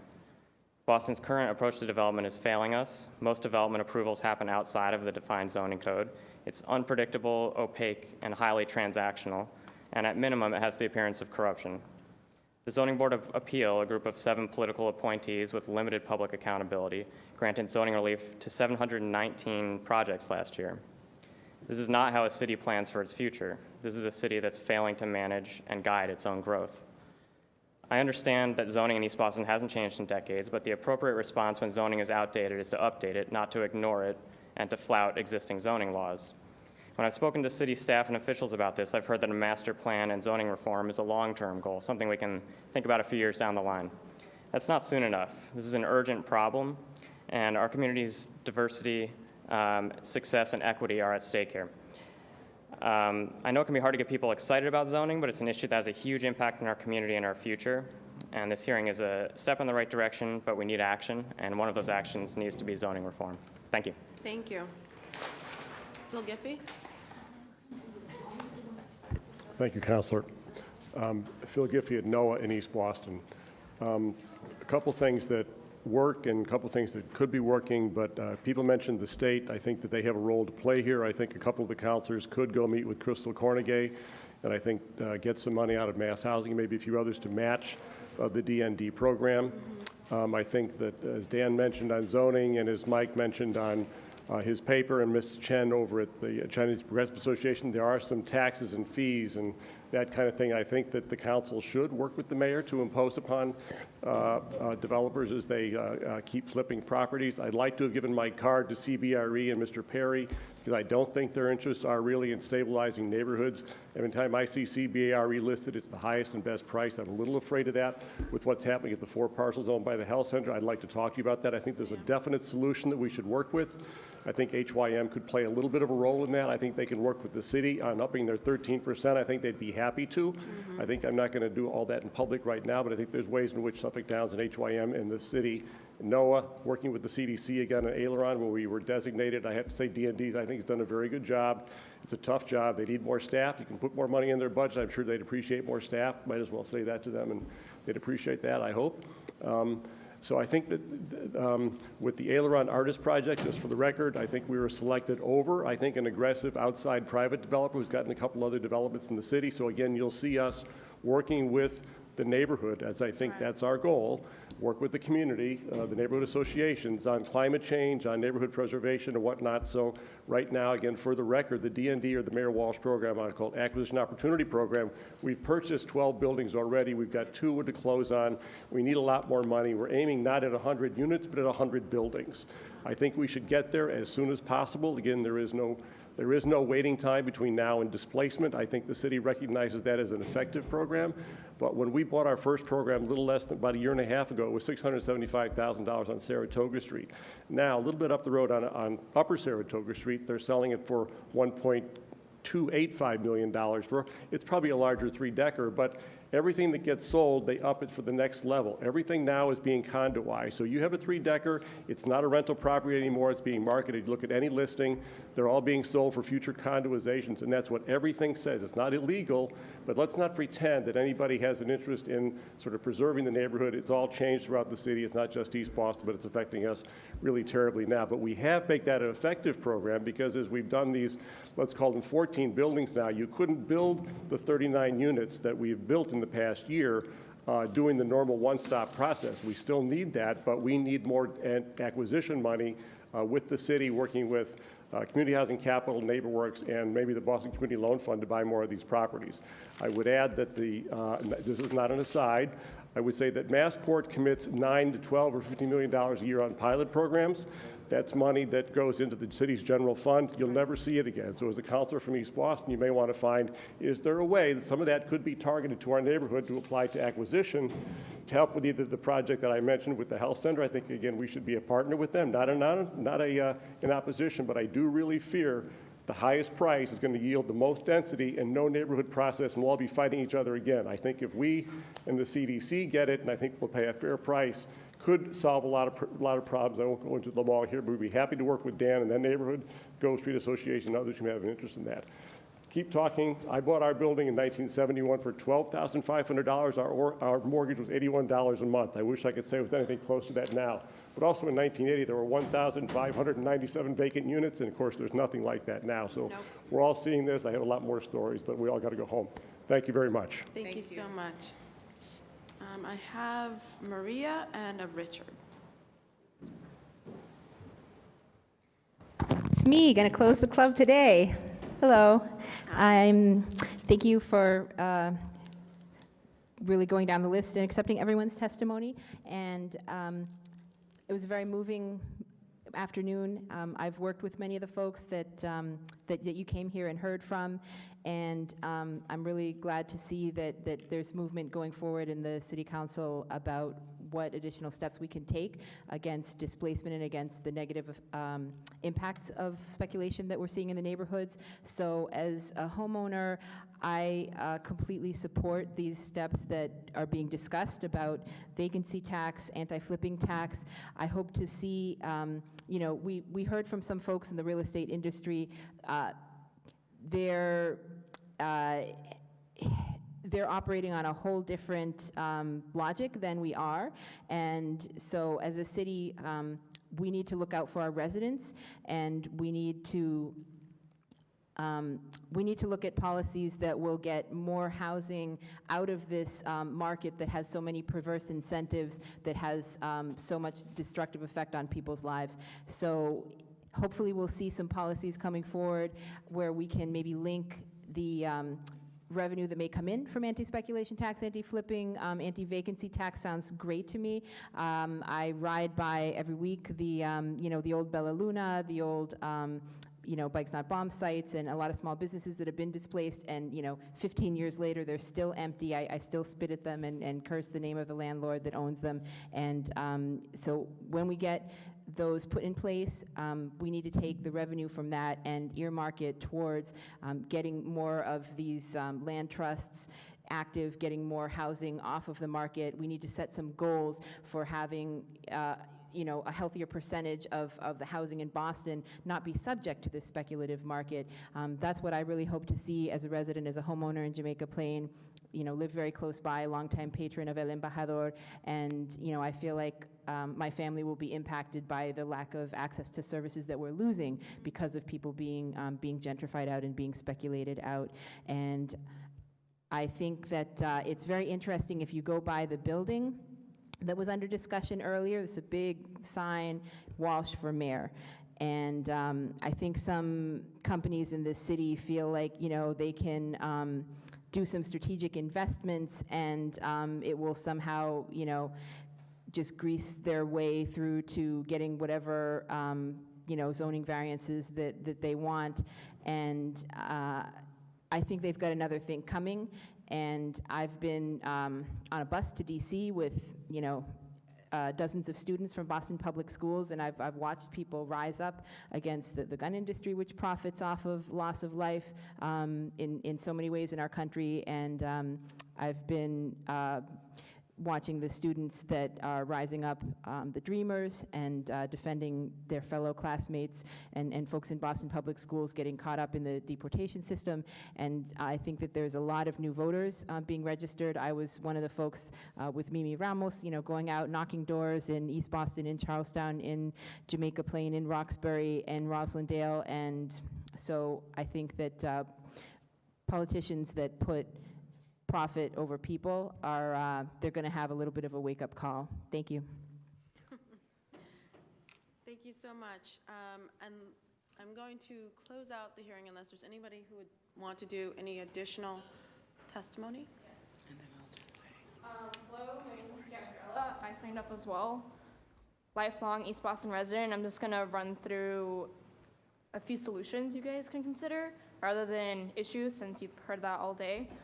First of all, we shouldn't be relying on the HUD AMIs, affordable medium incomes. That's on a regional level, and we should really be looking at Boston on a micro level in regards to average medium incomes and defining what is a medium income versus a working class medium income, because that varies in regards to all of our races in here in Boston. Another thing is that we should consider capping percentage of parking in transit-oriented developments. Yesterday, I went to a housing meeting, and out of the 37 living units, there were 35 parking spots, which makes no sense if you're a transit-oriented development. If Maverick Station is less than a 10-minute walk, then why do we need such a large amount of parking spaces when that could be reutilized for something communal-based, like a community garden, etc. Another solution is creating a technical assistance program and creating a campaign to not prioritize, but to revitalize what a community land trust is. A lot of land here is not protected in regards to these rising costs, and a community land trust could really help mitigate that problem and create a new competitor for these developers. What's lacking here are nonprofit competition for these developers. If they're the only ones playing the game along with us, then who are they competing against? Who's playing here? Another suggestion can be creating, I don't know, this could be a waste of time, but a guideline to gentrify. Alongside with looking at current TPS and DACA homeowners. And since these current immigrant statuses are in danger of losing their protection, we should create a plan to how to, who will this ownership go to next? Those who are TPS owners and DACA homeowners. Another is looking at alternative business models in regards to affordable housing or housing that's more affordable, like cooperatives. One of the biggest issues in the housing crisis is the fact that there's not enough supply, low vacancy rates, rising up costs, alongside with the fact that the amount of low-income people are just rising. These people and stuck in these social classes, they're stuck. Where is their pipeline to growth in regards to capital? We could create more technical assistance programs to guide them on how to better save. Let's put away $10 of this paycheck every week. How do we incentivize more programs like this to bring up these savings and assets of lower income people, families, communities? Another would be, as reiterated before, how do we pump in more money to these nonprofits already doing work? How do we pump up, their budgets to see more work done on the communal basis? City Hall, you're not going to be in every neighborhood all the time, but these organizations currently are. So how do we revamp their budget to help with their causes? City Life Urbana, for example, they have 4 staff, 100% dedicated to Jamaica Plain. They have 1 staff in East Boston. That's not fair. I know City Life was founded in Jamaica Plain, so they have their prioritizations there, but that's a giant difference. And right now, the neighborhoods that are being impacted the most is East Boston, Mattapan, and I don't really see much work being done there in regards to having more staff, having more foot soldiers, fighting the fight.